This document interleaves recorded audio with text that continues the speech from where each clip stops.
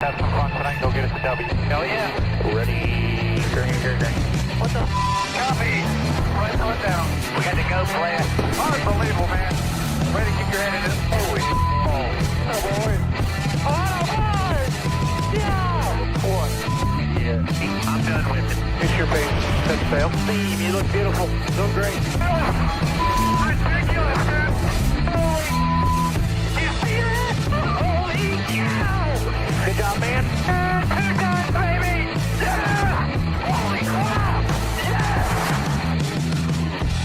Yeah. What's going on, guys? It's your boy, Darian Gilliam, aka Black Flags Matter, back for another edition of the NASCAR Weekly Podcast. Yeah, I needed to catch my breath there for a moment, but joining me is the usual panel. We have the Iceberg and Eric Eastet, but unfortunately, Dannybtalks won't be joining us tonight, feeling a tad bit under the weather this evening. So hopefully he gets better, but we'll take it over tonight. We had a lot going on this weekend, but before we get into all that, let's kick it off with our hot takes. Eric, put you on the spot instantly. You start us off. Give us your hot take for this week. Oh, did all right. Well, his hot take is he doesn't want to be here. He just looks so. He looks so dejected. All right. Well, we'll let Eric back in a little bit. That's funny. Oh, that's hilarious. I guess that leads it to me. Yeah, go ahead. That's funny. That's hilarious. My hot take is this. And I know we're going to talk about this in a little bit for sure. I hope I don't steal Eric's while I do it. God rest his internet soul. Yeah. But I'm going to say this. There we go. Yeah, he'll be back. So the talk of the town this week is once again Ross Chastain. What a shocker. I'm going to say this. Be careful what you wish for. I think that what Chastain has going on needs to be corrected in a way, but my hot take is this. I don't think it's to the extent that everybody else says it is. What he did on Sunday is the same thing that two other drivers did. It's because of Ross Chastain's reputation he built up on his own. Has nothing to do, in my opinion, with him being bullied or whatever, but that's why people are looking at him. But he did the exact same thing, the stupid thing, in my opinion, that both Martin Truex Jr. did to crash himself and Kyle Larson did, but was really kind of a shadow was put over it, overshadowed because of the wreck that Truex did behind him. I think that there were a lot of drivers driving like idiots, and I would say I hope that they don't overreact on this and get into Chastain's head too much, because I honestly think he did the same thing that a lot of the other drivers did out there. See, I don't know if mine's necessarily a hot take per se, but I am going to call myself out. I had said during the offseason that I didn't think Bubba Wallace was going to make the playoffs. But right now, I might have to eat my words. I know we still have a long ways to go, but ever since his Coda incident and the interview where he said he needs to be replaced, I mean, he's been on a roll, especially coming off this weekend at Darlington, in which, if NASCAR didn't mess up the final starting order on that final restart, perhaps Bubba Wallace could have competed for his third career win and his first at Darlington. So for him to make strides at Darlington says a lot. It's not necessarily his bread and butter track, but hey, right now, Bubba Wallace looking like a playoff driver, but still a very long way to go. Hi, Eric. I'm back. I can't. My hasn't happened in months. When I was introducing you, you just froze. You were just like, yeah. No, my computer bugged out on me. I literally blue screened for a second. I thought my entire house was going to explode for a moment there. You're good. Yeah, oftentimes my internet will lag out for like 2 minutes. It'll just like reset itself. This case, no, my actual computer crashed, so that's not good. I gotta check. Maybe I got like dust or something building up in the air vents. I don't know what's going on, but I apologize. Did I miss the hot take segment? Actually, no, you're just in time. You're the final one. Yeah, you're the last guy. I kind of heard some of Jarrett's. It was regarding Ross Chastain. I didn't hear exactly where he went with it, so I hope I don't accidentally step on him and take and kind of repeat or cover the exact same territory. But yes, Ross Chastain is the talk of the town once again for yet another week. But I don't really want to talk about Ross Chastain. That's getting old. I want to talk about Justin Marks. Ooh. Because I actually think Justin Marks and Trackhouse have handled Ross Chastain almost perfectly the past year. Up until this week, anytime Justin Marks opened his mouth about Ross Chastain, he was defending him. He was reminding everyone how that's our guy. We love him. Yeah, he's a little aggressive, but we love it. He's given us a chance to win a championship. We're relevant. Ross Chastain is great. This week, though, he came out and said, hey, you know what? Maybe he needs to change. I imagine Hendrick, maybe Chevy got in his ear a little bit. But what also changed on the track is that Chastain took himself out of a win. Up to this point, most of Ross Chastain's mistakes have hurt other people, haven't really affected him. So that there are a couple of changes that I think honestly justify Justin Marks' change in tone. But up to this point, it was a young driver with a young team. Confidence is key, and he was smart to not hurt Chastain's confidence earlier. He waited until it was absolutely necessary to step in. And I actually think that's smart. I think Justin Marks in this whole thing is, people are going to say he's hypocritical. Oh, he's going back on his word. Oh, he's changed his. Yes, as new things on the tracks have happened. And I think he's handled the situation very well. Okay. And I have the poll up. Who had the hottest take? Me, Jarrett, or Eric? And it's looking like Jarrett's leading the way early on. I regained my spot on the throne. You regained it again. When was your last hot take win? Do you remember? 2 weeks ago. Oh, okay. I think I'm still looking for my first one. Yeah. No, of course I was going to be last. I thought you had one. Yeah, you had one or two, I don't think so. I think I always end up second or third. Yeah. Hey, consistency is key, right? Yeah, I'm always right in the middle somewhere. But you know what? The entire weekend at Darlington was spectacular, of course. Once again, really quick, huge shout out to the Daily Downforce, Team Live Fast, and Out of the Groove for making this whole weekend deal happen. It was an absolute dream. We'll get to that later on, though. But let's talk about the race as a whole. Darlington, Eric, I'll start off with you. Willie B, William Byron. Hey, Clint Boyer said during the during the Richmond broadcast that he could see William Byron winning between 6 to 8 races. And so far, third win of the season, most wins in the Cup Series. Eric, are you sold on William Byron being the championship favorite thus far? He's in the conversation. I think right now I would definitely pick him to make the championship 4. What this win told me more than anything, well, one, it was redemption for this race a year ago, which he should have won until Logano punted him out of the way. And if I remember last year, Logano knocks Byron out of the way to win at Darlington, and then Byron slumped for months. Yeah. Remember, he had like one top 10 in like a 4-month span. It was terrible. It was not the same. He got better when the playoffs began, but boy, he limped into the postseason. And to me, that just ruined any chance at, building momentum towards a championship run. So winning today or winning this week at Darlington, to me, proved that those first 2 wins weren't a fluke. He was in danger of doing what he did last year, where he started out strong, wins a couple races. Hey, this is the year he's going to finally break out.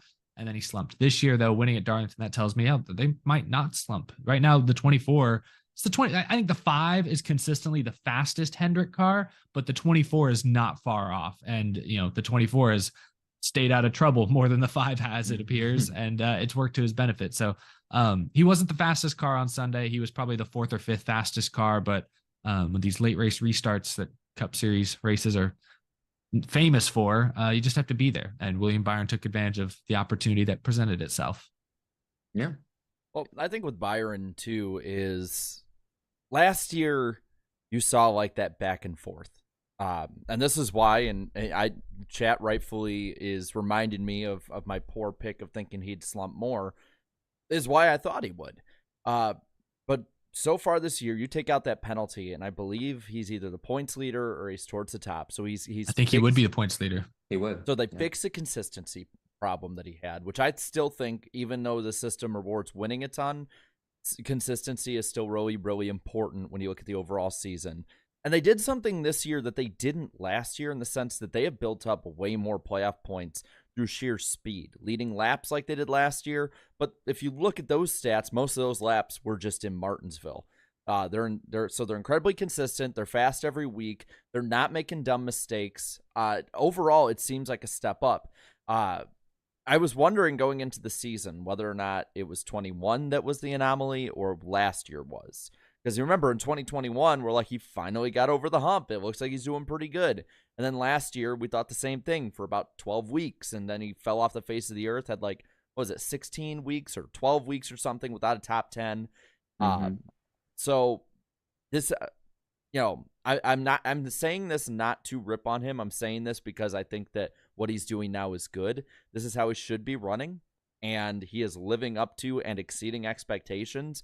And if it's up to me, out of, I believe, his 7 now Cup wins, I would say this is the most impressive because of staying up there in the fight at such a difficult track and keeping himself in position. I was talking to Peter Strata on the last restart there, where Chastain-Larson had their deal. I was like, if Byron chooses the bottom here, he's got the win. Like he just does. He's gonna be smart enough. He's fast enough. So I gotta say I'm really impressed by him so far. And I'll say this too. I think this year that team is vastly more improved. Even if the statistics kind of match the start of last year, it looks and feels different. Yeah, right now they're leading the series as far as laps led by just a few over Larson, and they're leading the series with 6 stage wins. So it's not just the beginning of races; they're dominating start to finish. Yeah, I mean, you could make the case that Chastain and Larson had their incident. Byron lucked into it, and we'll get into that we'll get to that incident later. But I mean, William Byron is still extremely consistent. I mean, that was the main issue last year. I mean, his stats right now, 13 starts, 3 wins, 6 top 5s, 7 top 10s, 6 stage wins, the most in the NASCAR Cup Series currently. I mean, there's no doubt they have definitely turned the corner. But again, remember after the Darlington race last year, they went on that long slump, So, right now it's great, but let's just make sure, this type of success continues. But right now they're on a roll. I don't think that slump happens this time around. Yeah, it doesn't look like it. I don't think it will either. Yeah. Unlike last year, each week, even with him being really good and coming back, he's faster than Chase Elliott. He's right up there with Kyle Larson, probably faster every other week. He's been about as consistent as the 48 with the winning speed of the 5. Like, that's the best way I can put it right now. Because, the 5 is checkers of records. The 48 before Bowman's injury was very much the most consistent team out there. Like, that's the best way I can put it with them right now. Yeah. Can I be a little bit of a hater? Because we're saying a lot of good things about William Byron. Here we go. Definitely. I was waiting for it. I just want to be a little bit of a hater. I think the big hat thing is lame as hell. You don't like the meme? You don't like it? I appreciate William Byron trying to do something to distinguish himself, so show even like a glimpse of unique personality. Yeah, I just think it's lame. I don't know why. Every photo I see with it, it's like the first time was kind of cute. I was like, yeah, that's kind of funny. I've never seen. Now it looks goofy. It looks goofy, huh? Now they're like selling the hats. They've corporatized it, and it's not funny anymore. I think it's lame. That's my hot take. That should have been my hot take. I would have won. They packaged it. They patented it. They put it on a plastic lunchbox, and they're selling. Yes, of course. Hey, when are the big Out of the Groove hats going to come? Hopefully. I'll never sell my soul. But, congrats to William Byron on the win, but also the 100th win for the number 24. That's impressive. I mean, we all know the history that's associated with that number. I mean, that is... one of the greatest part of that stat. Yeah, it's 93 for Gordon and 7 for 93. Byron. Yeah. That's what I was gonna say. Only 2 drivers in the 24 have ever won, and it's pretty crazy that before Jeff Gordon, no driver in the 24 had ever won a race before him. That's pretty crazy. Good drivers that ran that car. Because I think what's his name, Cecil Gordon, I believe, ran the 24 right at one point, and he was consistent. I believe. And didn't Cuckoo Marlin at one point run it? I think so. Yeah, on like a part-time basis. So like it's not like that number was ran by bums before Gordon. There's some pretty noticeable drivers. Oh, okay, yep, Cecil Gordon. So yeah, I was right. So a lot of history with that number, but damn, that's just crazy to think. Like, damn, Chase Elliott didn't win a single race in that 24. Oh, he should have won or like an 10. official race. Yeah, I know. Like that should be like 110 wins at this point, I feel like, but didn't happen. Good on Byron. But, yeah, good job. So congrats to him. Hopefully that team continues their run of success and doesn't slump. But hey, you never know. We'll see. But keeping it in the Chevy family and partly in the Hendrick family as well. Oh boy, this history has sort of repeated itself here. Back in the 1980s, Dale Earnhardt and Jeffrey Bodine got into it on track a few times, and Rick Hendrick called out NASCAR for not policing this because it was starting to get out of hand. Now, fast forward to 2023, Rick Hendrick is calling out Ross Chastain and Trackhouse, saying how he doesn't care that it's a Chevy driver, that he is sick of them wrecking their race cars. Now, in case you didn't see it, Ross Chastain and Kyle Larson on the restart with, what was it, Jarrett? 4 to go, 5 to go, maybe less, maybe more? Very few to go. Yeah, basically in the closing laps, in the crunch time, okay? It's time to see who is going to come in clutch, right? Restart happens, green flag, enter turn 1. They both went for the same real estate, took each other out. Race over for both of them. 2 of the best cars towards the end, taking each other out, both Chevys. It wasn't a good look. And then Ross Chastain in his post-race interview just didn't apologize for nothing. And then Jarrett tried to get a word from Kyle Larson, but Kyle Larson he was gone, man. And Jarrett got it on video. That was pretty funny. So you know. Yeah. But he got that on video. But yeah. So that's led to a bunch of conversations happening in and out of the sport amongst the fans and team members, because later in the week, Justin Marks addressed it on Sirius NASCAR and said that he has had very serious talks with Ross Chastain since the incident. Eric, I'll start off with you. What were your thoughts? Well, first off, what were your thoughts on the incident? And secondly, I know you had just talked about it in the hot take, but how do you like the way it's been handled? Well, I appreciate you, Darian, trying to be, play both sides, be very objective and neutral, saying that they took each other out. It was all Ross Chastain, or at least 98%. You don't think that was 50-50? No. I won't say 50-50, but I think it was both of them. It was 90-10 Ross Chastain. I mean, Larson drove in a little low, knowing that Chastain was going to slide up. Larson was giving himself some room to slide up the track to avoid Ross, but Ross overcommitted, drove in too deep. He never lifted. I think Larry McReynolds pointed out he did not lift going into turn 1. This isn't qualifying. You're entering low. You got to lift.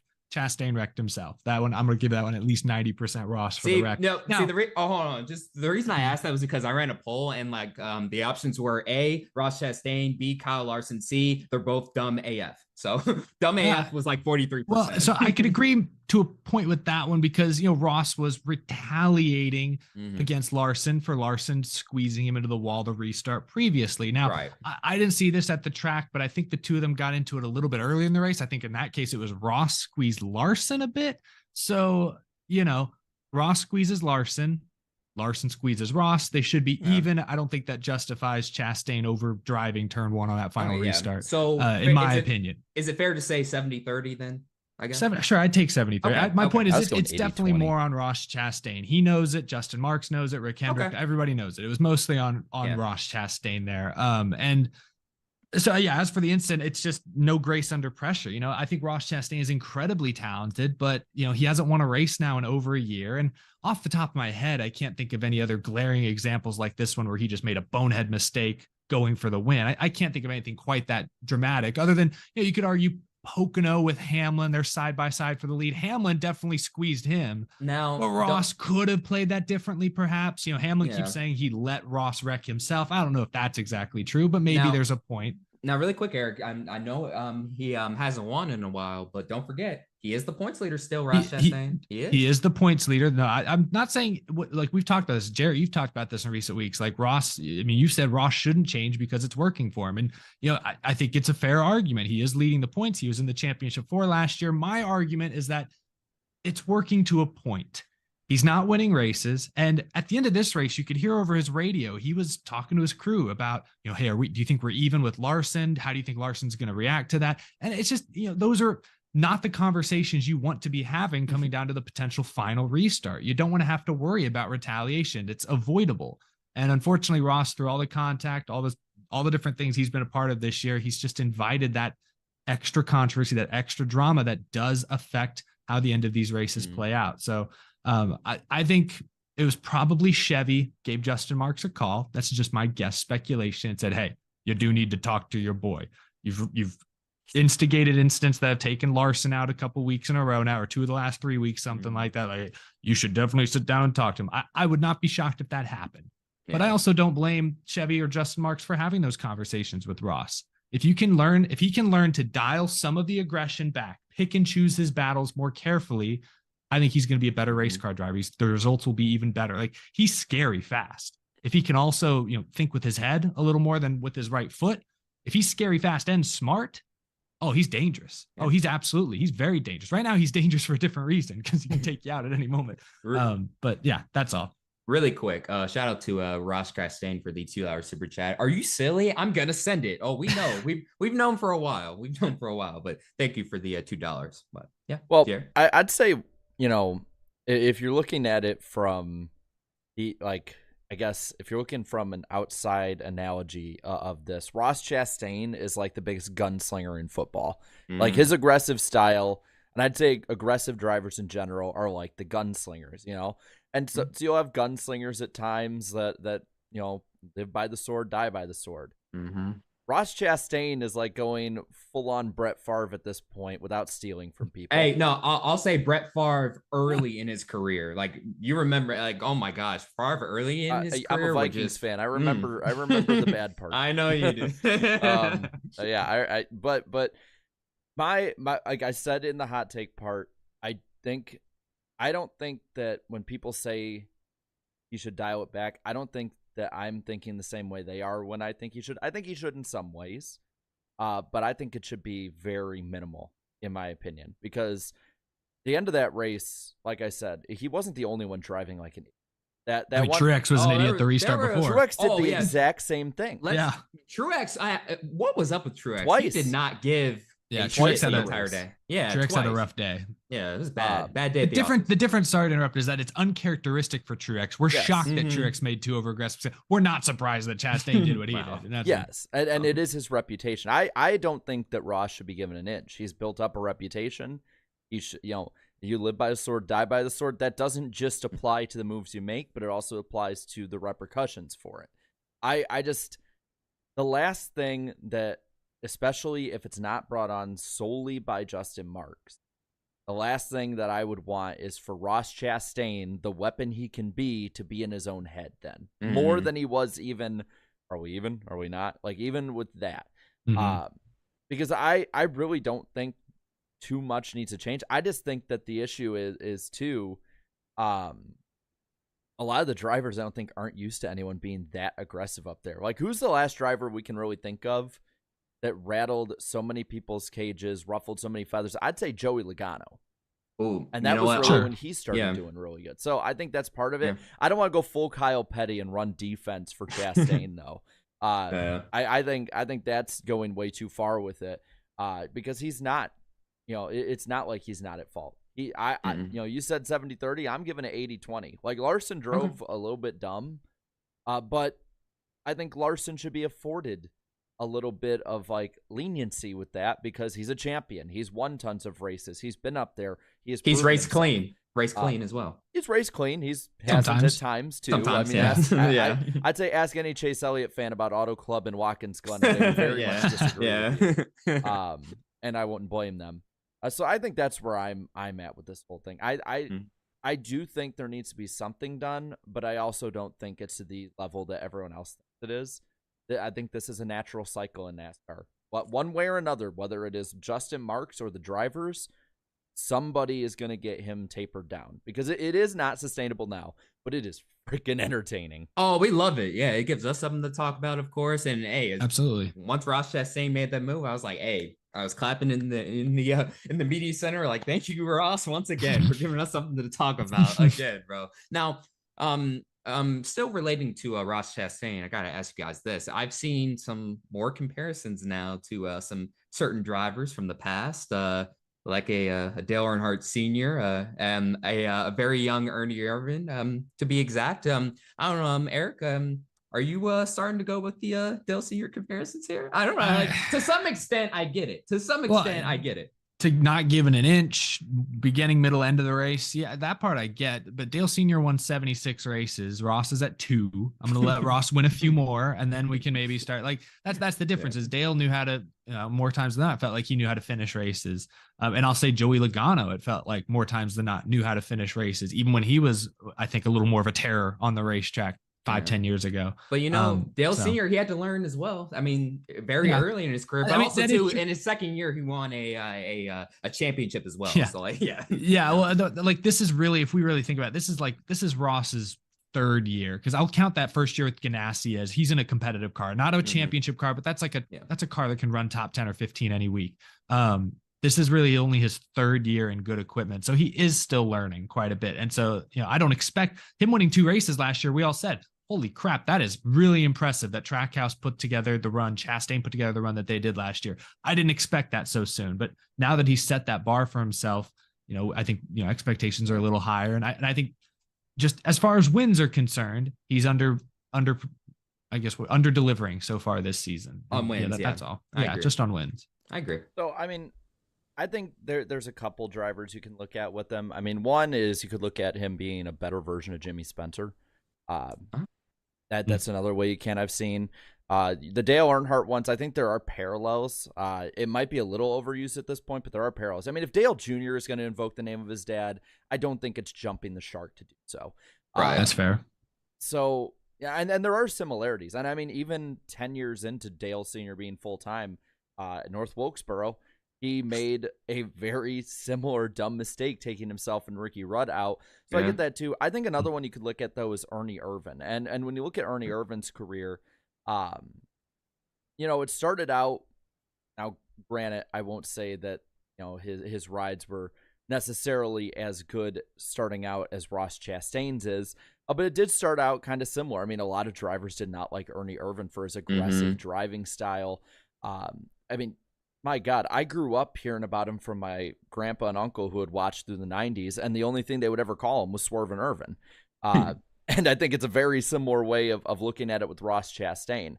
I don't want to get too hung up on the no wins part, because I made that mistake with plenty of good drivers before. I made the mistake with Byron, as many have pointed out. I've made the mistake with Bowman beforehand, and then didn't make that mistake later. So I'm not going to do that with him just yet. I think he is plenty marketable with even being in a bit of a slump right now, wins wise.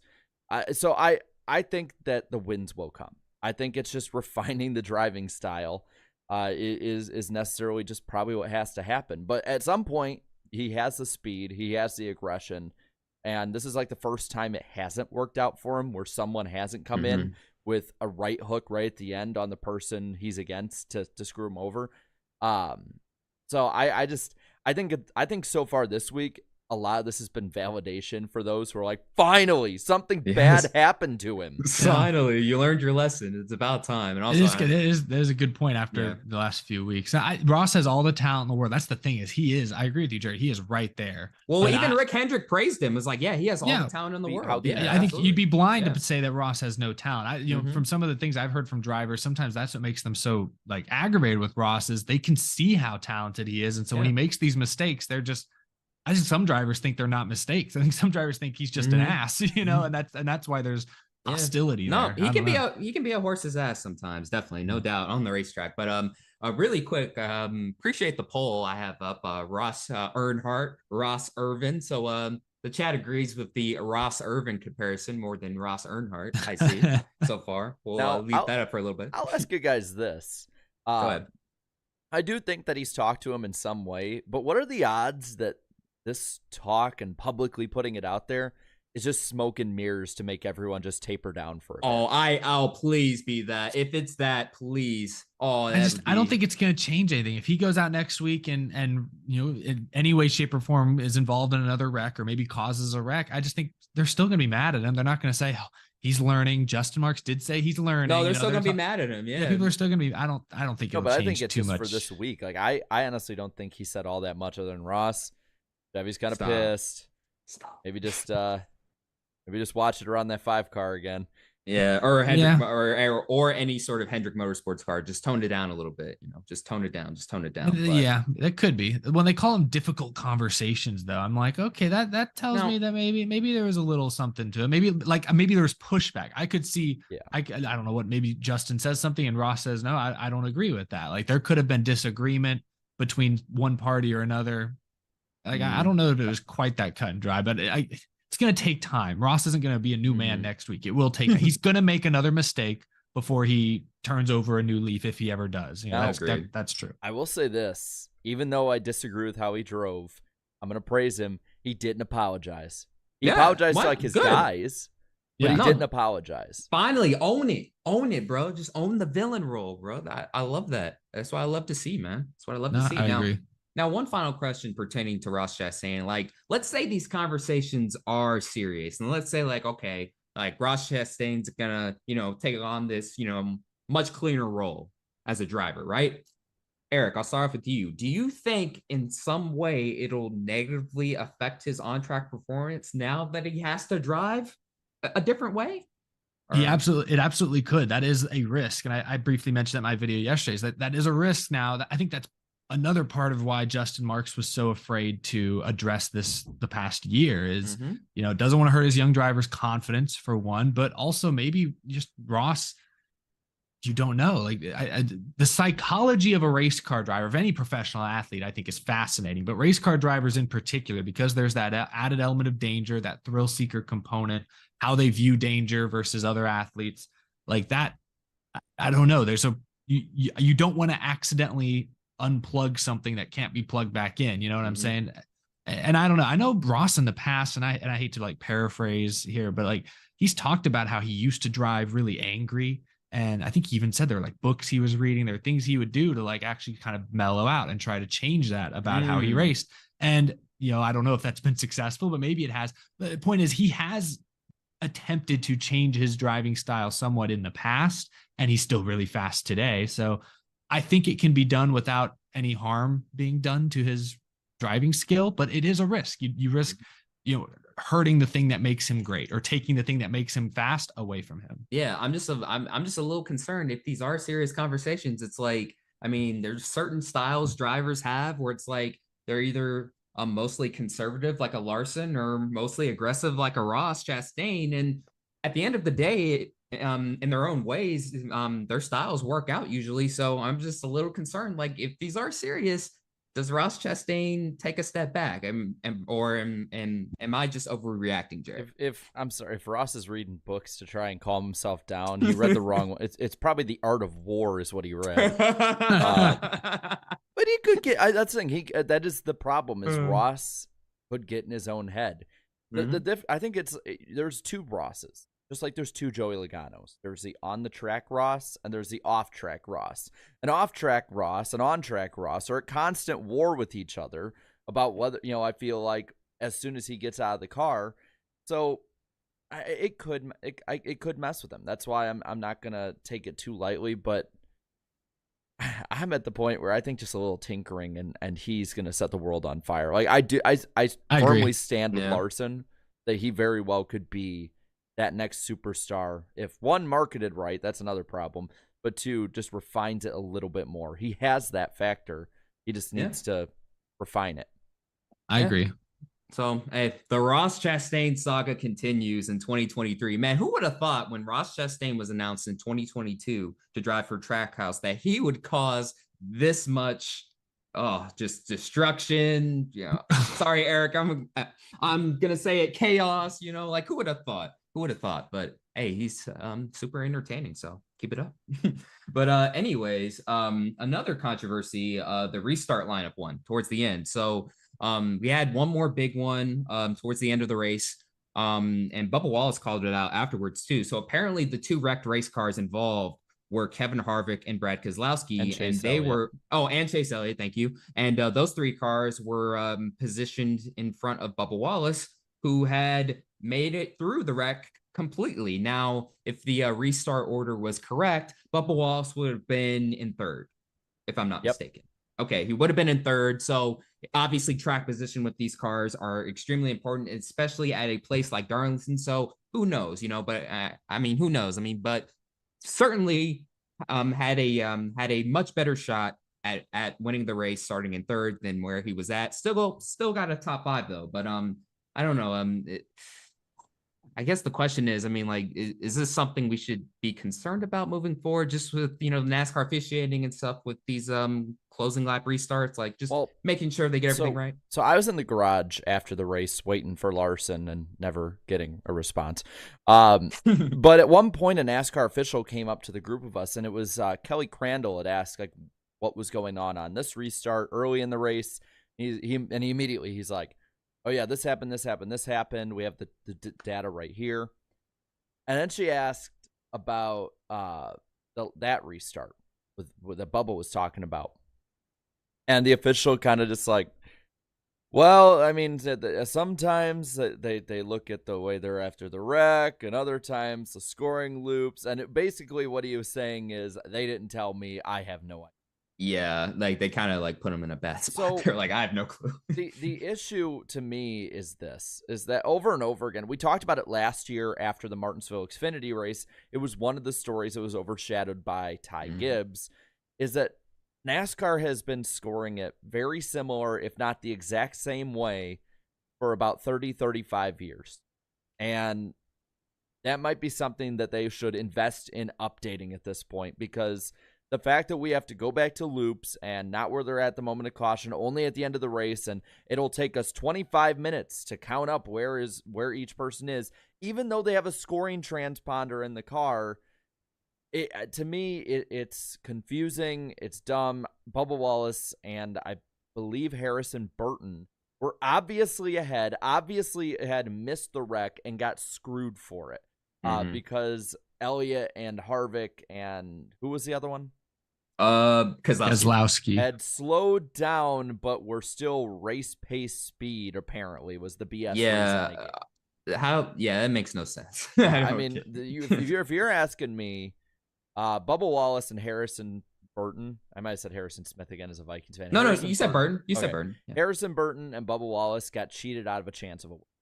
Yeah, but and you know what? Yeah. Still solid runs for them, especially Harrison Burton. Like Harrison Burton was extremely happy after the race with the 6th place run. He needed that, so props to him for sure. I saw him in the garage, like while I was waiting for Larson, and I have never seen him so happy at a racetrack before, like in the Cup garage before. Yeah, so that's good to see, especially with all the spins that have been happening. But as far as the restart's concerned, NASCAR just got to do a better job with that. Got to do a much better job. But hey, Bubba Wallace still got a top 5, but who knows? Might have been a win if it was right. Guess we'll never know, fortunately. But you know what? We talked about Darlington, of course, and we were a part of the race in some way. Eric, we just finished the podcast party bus weekend. I'll start off with you, man. Just tell us just what was it like all weekend, man? It felt like one giant dream to me. I don't know how you must have been feeling. Well, I'm glad to hear that. It was awesome. Really appreciate everyone who came out to the meetup we did early Sunday morning. I don't know about you guys. I was floored. I did not expect that many people to be at the track for one. It was unbelievable. Yeah, I couldn't believe it. We showed up with a bunch of t-shirts and stuff and some a bunch of hero cards to give away, and there was a crowd of probably 20 or 30 all kind of just already huddled around. So we're like, well, let's start talking to people. Let's go for it. And then more and more came as the time went on. And appreciate. Oh, hey, really quick, David. We met him. Good to see you, man. It was nice meeting you, bro. Nice meeting you. Yeah. And awesome. It was. I really appreciate Darlington and NASCAR letting us kind of set up shop in the NASCAR experience, because that was a great location, I think. But really appreciate everyone coming out. It was awesome. Live Fast was great to work with. It was such an interesting deal. It kind of came together. The whole deal came together a little over a month ago. And we'd kind of talked about doing a different race. We mocked up this whole paint scheme. We got all the different creators involved, you guys involved. Things changed and we ended up going with Darlington, which I was excited about because I love Darlington. A lot of folks wondered why we didn't do a throwback scheme. That's basically why, as we had this car mocked up for a different track that was not going to be a throwback race. Oh, and we can't tell them the track, can we? No, I'm not going to tell. You can't tell y'all the race. But that's right. Then everything changed, last minute, and we were like, well, shoot. We thought about it, but then we thought about doing like a Truex throwback that was all black, or something like that. But we just ultimately said, this car is going to pop, and really appreciate all the kind words. I think I told both of you guys this story on pit road. So I was listening. We were on pit road for a good portion of the race. Yeah, this is funny. And I had my girlfriend and we both had scanners. We were both tuned into MRN for this part on the MRN frequency. And I don't know if anybody else who was at the race had this issue, but I've had this happen a few times. There's some interference, and I could hear at certain points, like a dad and his like probably 8-year-old son somewhere in the stands. Like they also had headsets and they had mics, and occasionally I'd hear them cut in and say like, "Oh, hey, look at that pass for the lead." And I was like, "Oh." And at one point early in the race, it was so cool. I'm listening and I hear the dad go, "Hey, look at the pink and yellow car. That's Out of the Groove. That's Eric. That's watch that show on YouTube." And there's a pause, and the little kid, bless his heart, "That car is ugly." I was dying. I because I heard him talking about how, and I was like, and I looked at my girlfriend. I was like, "Oh, that's so sweet. You're hearing that? Like, that's so nice. Oh my God." And then that kid just brought me right back down to earth. Man. Shout out to the kid and his dad if you are watching this. That was humbling for sure, but no, it was great. It was great. It's not for everyone, but it was a great weekend. Again, appreciate Live Fast. I don't know that we'll ever get an opportunity to sponsor or have our logos on a Cup Series car again. That's not something that most fans ever get to see for themselves. Hey, this is forever, basically. I know. Like being a part of the history books. Forever. We're in a small part of NASCAR history, like 0.0001% of history. We're like one pixel on a 4K screen of NASCAR history. See? Hey, we're a part of it. But it was also really cool during the practice sessions and qualifying. Shout out to the fine folks at Fox Sports for giving the car some TV time. Really appreciate it. But the funniest part, of course, was the qualifying part, because first off, they were saying the scheme was sort of a Marty Robbins throwback, and I get it, because of the color scheme. And hi, Danny B. Danny B Talks will be rejoining us next weekend. I hope you're feeling better, buddy. Anyways, but so then the car is leaving pit lane, and then Boyer says, "Hey, look at that. One part says downforce, the other says out of the groove. If you don't have downforce, you're gonna be out of the groove." I was like, what the heck? I need to make that the new intro of my show.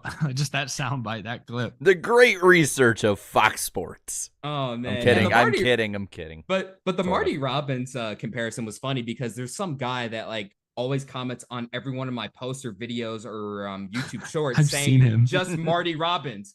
That's the whole comment. It was finally there's finally a reference to Marty Robbins for real this time. So yeah. Oh man, but that's pretty cool. But yeah, again, thank you guys so much. It was an absolute dream all weekend. Thank you to the fine folks over at Live Fast, BJ McLeod, Matt Tift, of course. We got to speak to him before the race, and of course the fans for being able to make this happen. And I'll be honest, I was kind of overwhelmed by the amount of fans we were at that were at the NASCAR fan experience. I was shocked. I mean, I know we talked about it, but for that many fans to come up to us and ask for our autograph and speak to us for a while and stuff that was wow. That's the type of stuff I'll never forget. So thank you guys so much. It was awesome. That was really fun. Appreciate it. My voice was dead after the we were there. We were there for over an hour talking. Yeah. It was a constant flood. It was insane. So I really appreciate all you guys. At one point there were so many people and everyone was talking and everything that. Mm-hmm. And Kyle Busch was up on the Q&A stage. At one point I saw him as he's getting asked a question, he starts looking into the back trying to see what's going on. And what's going on back there? Typical YouTubers disrupting the show. Now disrupting the piece. I do want to point out this one story really quick. Now, there was this one lady who got the one of the programs, right? And she had asked somebody, who are these guys? And once they said YouTubers, takes a few steps the other direction, rips it up, throws it away. Thank you so much, ma'am. Wow, I didn't see that. No, because she's like, are they drivers? No. Like, do we They're look like YouTubers. drivers? Bro, like if we were drivers, we'd be preparing to race, right? But nah, it was oh boy, We'd be that on was the stage Hey, up there with I wasn't Kyle even- Busch. hey, I wasn't even mad about that. Like once I heard about it, that was hilarious love- to me, bro. Yeah, but That that's is like- funny. It is funny in person, but no, this whole weekend was insane. Yeah. From Friday getting there and seeing it, like the whole time, I'm like, I think it was like until after the race we couldn't touch it, and I'm like, I want to touch it to know it's real. Yeah. You can't touch it. Oh, okay. When can I touch it? It's like after the race. Am I gonna have to follow you around all day? But hey, shout out to the team. I mean, they finished 32nd. So they finished ahead of so we finished ahead of Austin Dillon, Daniel Hey. Suarez, Hey. Brandon Poole, and Michael McDowell. McDowell no. supremacy is over. It's over. The king McDowell has been supremacy. vanquished. Yep, it's been dethroned. Carefully. Sorry, bro. But you know what? It sucks it didn't finish the race, but you know what? They didn't get last. There you go. That's what I it's wanna all give- about, right? I want to give a shout out to the folks that also I saw a few folks with podcast party bus t-shirts, including there's a Mhm. guy on the big screen who was grilling at his RV or something, or his campsite. Yeah. And he got interviewed on the big screen, and I saw he was wearing a podcast party bus shirt, and I thought, oh, is that somebody I know? And I was like, no, I don't know that guy. It's just a dude. Just so shout out to that guy, Yeah. cooking out and representing. That was awesome. Hey, but you know what? Hey, you never know what the future holds. I hope one day Team Live Fast turns into one of the most prominent teams out there. We spoke to their competition director. They have some pretty big ambitions for that team in the future. And hey, you know what? If they end up winning a championship down the road, always remember we were with them at the very start. Always remember that. They can So- throw it back to us. Hey, there you go. They could. They could throw it back to us. Oh my gosh, that's crazy. But anyways, thank you guys so much. It was a blast. But now it's history. I'll do one more final plug, shameless plug. I saw you put it in the description. Oh, yeah, Darren. go You, ahead, you go can ahead. still pre-order the diecast if you saw it on the racetrack. If you were at the race, Yes. you saw how that thing And popped. really You quick, want to put Blue, it on your shelf one day, you can pre-order it down Mhm. below. and really quick, Blue Jimmy, if you don't mind, copy and pasting that in from the description. Well, He's probably way ahead of you. Yeah. How about we also read it off for the audio listeners that'll be listening this week? The link. Yes, dailydownforce.com/shop. You can find all sorts of good stuff there. A lot of folks have asked if we're going to be selling pit crew shirts like what you're wearing, Darian. I'm Mhm. sort of wearing a variant of that. Almost looks like a bowling shirt since you can't see the full thing from how I'm sitting. I don't think we will, but I will check on that. I've gotten a few comments, so I need to check on that. I'm not sure if we'll be able to licensing things, Mhm. but we'll see, because I did see some interest on that, which is Yeah. awesome. And people, again, I always remind people, if you ordered this car from Phoenix, I've got word it's going to be arriving at the end of this month. It'll be shipped out early. It'll be arriving early June. So Nice. keep a lookout. I get comments every day. It's almost here. I'm so excited. Anyway, Nice. You won't Thumbs have to up. get those comments soon, pretty soon now. but yeah, no, thank you guys so much for making it happen. It was a blast. But you know what? Now it's officially a part of NASCAR history. Well, time to how move about on. this? Let's see how many people saw the podcast. Party yes, Bus sir. on Yes, TV. sir. TV ratings. Let's get into it. Let's do it. So we got a 1.43 on the ratings department, 2.689 million viewers, meaning the rating was down 1%, but the viewership was up 3%, fifth straight Mhm. week that the that's the viewership is up. NASCAR Weekly podcast bump. Yeah. Yes. There you go. There you go. There you go. Looking at this more in depth and looking at the rest of the weekend, 555,000 were in the key demo, 21%. One of the only times this year it's been above 20. Which is ironic considering it was the throwback weekend, it's Yeah, all yeah. about the past, old Yeah. stuff. Well, 7% increase of the overall amount in the key demo last year, seeing how this year at 555, last year at 517. 21% in the key demo overall was better than last year's 19%. So overall, very good week, all things considering, for the Cup Series. Looking at the Xfinity Series on Fox, going to be an unfair comparison, but a 35% increase from last year. Almost 1.3 million viewers on Big Fox on a Saturday. Mhm. And let me double check this. I believe that's similar to when Pocono had a Saturday afternoon race, I believe in 2021. Oh yeah, that's right. Forgot. Yeah, about that's that. only about 100,000 Gosh. less than that. Now, granted, I that was forgot about the Pocono doubleheader. Man, I feel like that was a like long a dream time ago. I had. I know. It feels like a fever dream, right? But no, Xfinity ratings, Yeah. not But bad. not bad. anytime the Xfinity series in any way can approach what a Cup race does is pretty impressive. Yeah. The only negative part of the weekend here was at the start of it. Only 479,000 watched the truck race, as an 18% decrease. Ooh. So What's not up with good, that? but you know what? If any series is to have a 1 week really bad decrease, Yeah. I'd rather probably be the truck series. That's fine. That's fine. Let's be You'll honest. be all right. I looked at the key demo for that, and they had less than 100,000 in the key demo. I think it was like 87,000 or 97,000. Damn. That's odd. It's still the normal percentage, but yeah, that was the rating so far this week. Darian, I put some results in there that actually now the host can look at, so I don't have to bombard everyone's ears every week for this. For the next segment? Yeah. Oh, Lead so I in. get to read it this time. Here we Go for it, man. And it's once again time for the poll, the famous iceberg poll on the NASCAR Weekly Podcast. And I see what he's talking about now. So as far as this week's poll ratings go, let's get into it. Oh, wow. I get to actually read it off. That's so cool. So cool. All right, here we go.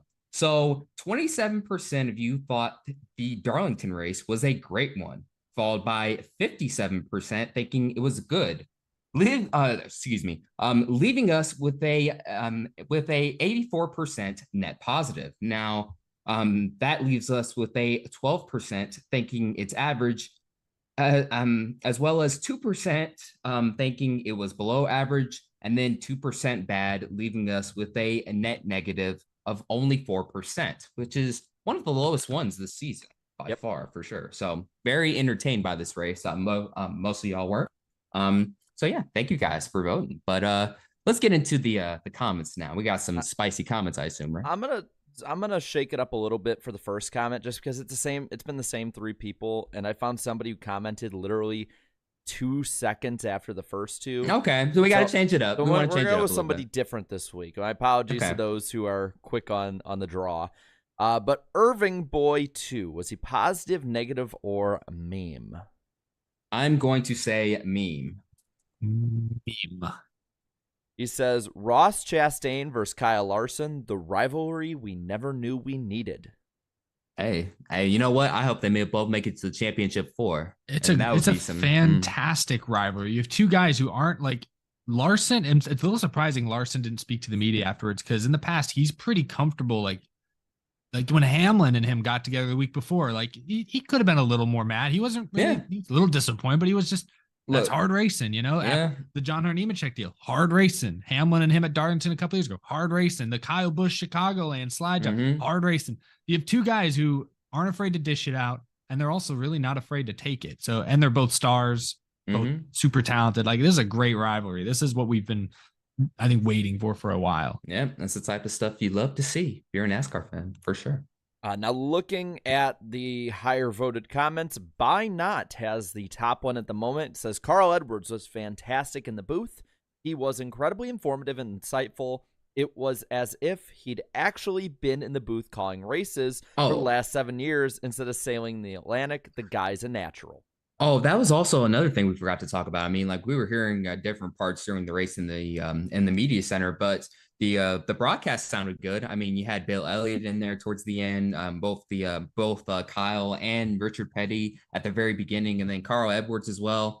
Which, by the way, I mean, like, Carl Edwards is kind of teasing about a return. I don't think it'll happen, but, you know, he's not coming back. He's not coming back, I don't think. But yeah, he was talking about that during the broadcast and in the NASCAR fan zone experience thing. So interesting. I've been rewatching the 2009 season, and Kyle Petty was in the booth from 07 to 14.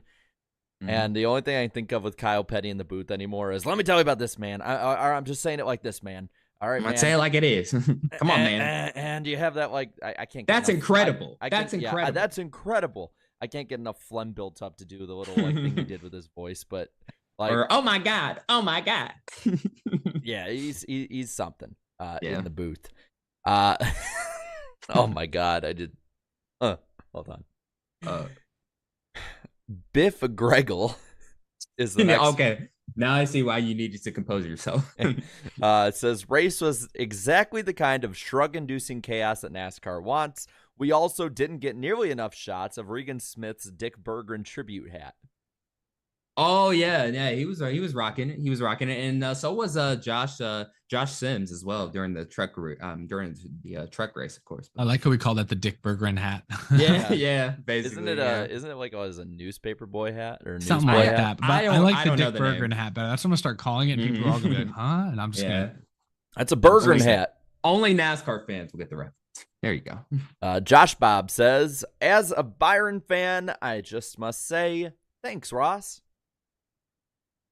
Yes, I was so tempted in the you. chat. I'm sorry. I was so tempted in the chat. Doodlebug just like randomly commented, I hope Danny B is okay. And it's like, yeah, he's fine. Like we all, but I was so tempted to just comment, he's not. No, don't do that. Don't do that. I was so tempted to.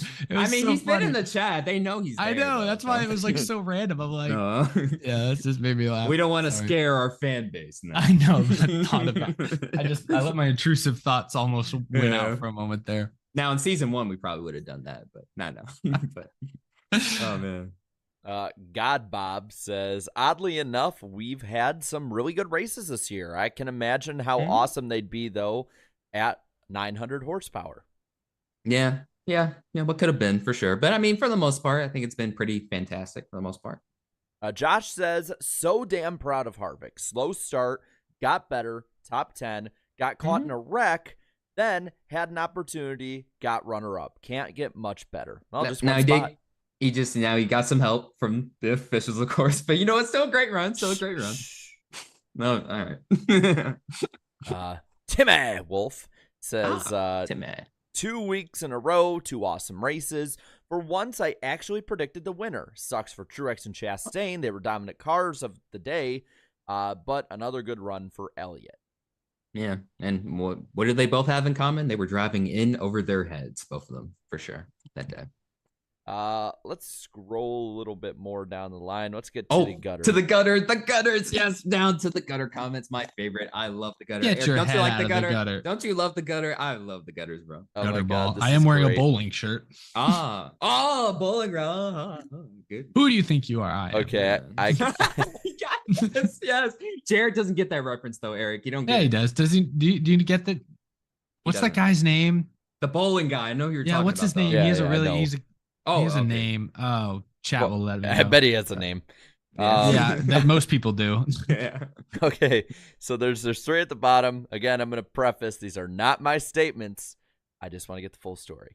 So Pete Weber, there it is. There you go. There you go. Thank you, chat. a bunch of capital letters in an odd order says, NASCAR is one of the worst motorsports. The cars suck because of lack of horsepower. The races always end up being 2 laps or 10 laps max. Okay.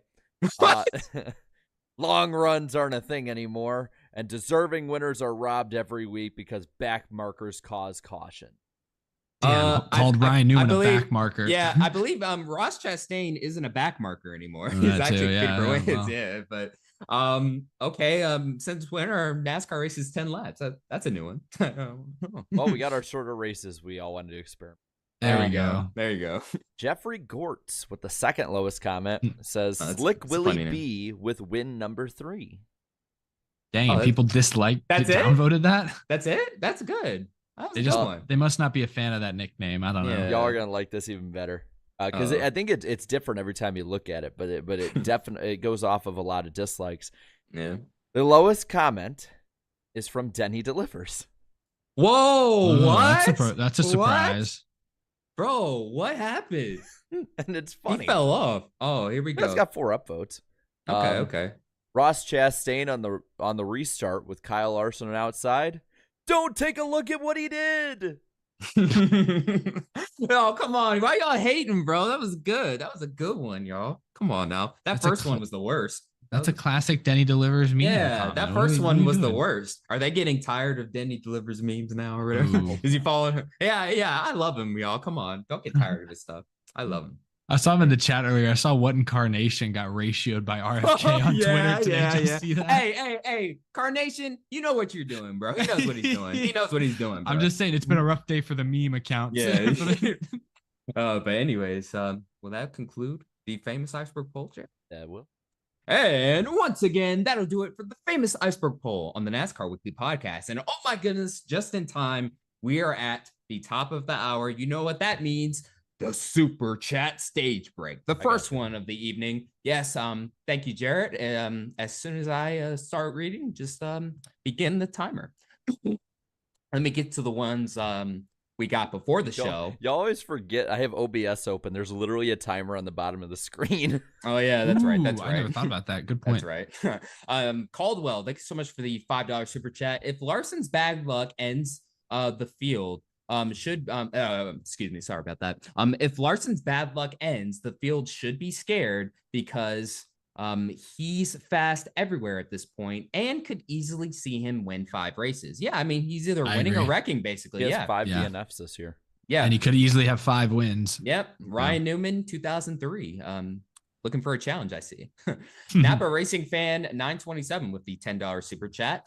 What are your thoughts on the NFL putting games, including a playoff game, exclusively on Peacock? Will races be on Peacock instead of USA for the next TV deal? Will Peacock and Amazon stream races? I'm not surprised. I mean, yeah, it's happening. Yeah, it's gonna happen. It's gonna happen. I'd be okay with that because if that happened, then I would no longer need cable. I could just go to Peacock. I could just pay for Peacock and get The Office and get NASCAR. Right. And look, with all the cable cutting going on, it's moving in that direction. If the juggernaut of the NFL is putting playoff games on Peacock, I don't understand why NASCAR fans are like, they won't do it to us. Right. I don't know. The NFL is just so big. It's almost like they could put games on an island somewhere and people would still go. From what it sounds like, the NFL requested to have more streaming like this, like exclusive streaming. So, like, if anyone knows the way the sports market's going, it's them. Yeah, it could just be Amazon and NBC are writing them big fat checks. Hey, but the NFL, they're usually right on some of these things. So NASCAR, that will help NASCAR though if more people have Peacock. Exactly. That's true. So, hey, look into it, NASCAR. Isaac Chaos Stain. I love that name. Isaac Chaos Stain. Thank you so much for the $5 super chat. In honor of Fast X releasing this week. Oh my gosh. They are releasing another Fast and Furious movie. Oh my gosh. And there's a Daytona shirt in it. Yeah. Shout out to Harris Liu. He designed that, by the way. Oh, that's cool. 1 minute. Yep. Which NASCAR driver, past or present, would be most likely to be in a Fast and Furious movie, hero or villain? Chastain would be the villain, of course. Now the hero, the hero. I haven't seen a Fast and Furious movie. Is there like do they need to have like style? Do they need to be like? They've made way too many. It's overdone. They need to be like cool. I watched the first 3 and I jumped off. As soon as I saw I don't know which one it was, but somebody showed me that Vin Diesel jumped out of a helicopter or whatever, and then they drove cars in space. I'm just waiting for the trailer where the T-Rex is chasing him. The Rock tore up his cast and was like, "Daddy's got to go to work." And I only went to see that one because my brother and I needed somewhere to go for half a day. But basically, the villain for me, Ross Chastain. The hero, I don't know, Larson, Blaney, or Elliott, maybe. I don't know. Ding, ding, ding. But yeah. But anyways, that'll do it for the first edition of the Super Chat stage break on the NASCAR Weekly Podcast. Stay tuned at the top of the hour or the very end of the show for the final one. Or the very end. Okay, well, we do have 2 other races of the weekend. Xfinity was one of them. That was the one we all got right. Yes, Xfinity. Yes, Kyle Larson. Amazing finish. I mean, spectacular racing, really, by the way. I mean, Darlington, it races a certain way too, but these finishes, man, something about this Xfinity Series package in Darlington have made these finishes. Oh my goodness. 3 of the last 4 Xfinity finishes at Darlington have been historic. It's crazy. Don't rule out either. Was it 2020? I believe was Chase Briscoe versus Kyle Busch. That's right. Yeah, that's right. Yep, can't forget about that. Yeah. Can't forget about that. So No, this was a fantastic finish. I mean, John Hunter seemed unwilling to change his line, allowed Larson to close. Larson's a vet, and this is his style of racetrack. He could hang it out. Basically, what it came down to is, I think, and I don't know where I heard this. It might have been on Door Bumper Clear this week, but I think it was a good, accurate description. You had John Hunter, maybe the fastest car, trying to hold off Larson, who was easily the best driver at that track in that race. And the driver won out in this case. And Larson maybe had a better car too towards the end. He did eat into John Hunter's lead quickly there in the closing laps. But I thought the final lap, if we want to talk about if there's any controversy there, you know, the only thing I saw Larson do wrong, if at all, is he kind of squeezed John Hunter. It looked like maybe into the wall ever so slightly when they entered turn 3. Like he pinched him just a little bit on entry. I don't know. John Hunter wasn't mad about it. Larson, I mean, at that point, I just think 2 guys door to door, not giving an inch. It's a narrow track. That's hard racing. Well, that's hard racing to me. John Hunter immediately tried to right rear Larson basically after he got pinched. So, I mean, they both got a swing in. That's what I guess I'm trying to say. The actual real, if you want to call it a controversy, I call it interesting. So I saw Couch Racer had tweeted it and a couple others had corroborated it, including a picture. His pit crew boycotted going to Victory Lane with him. And the reasoning, because his pit crew is the cup crew for Ross Chastain. And after the deal that happened a couple weeks back at Dover, or might have been, they didn't specify which one, but it was probably Dover, sounded like he flipped off the crew coming through the garage. So they said, screw you. This isn't our team anyway. They lease us out.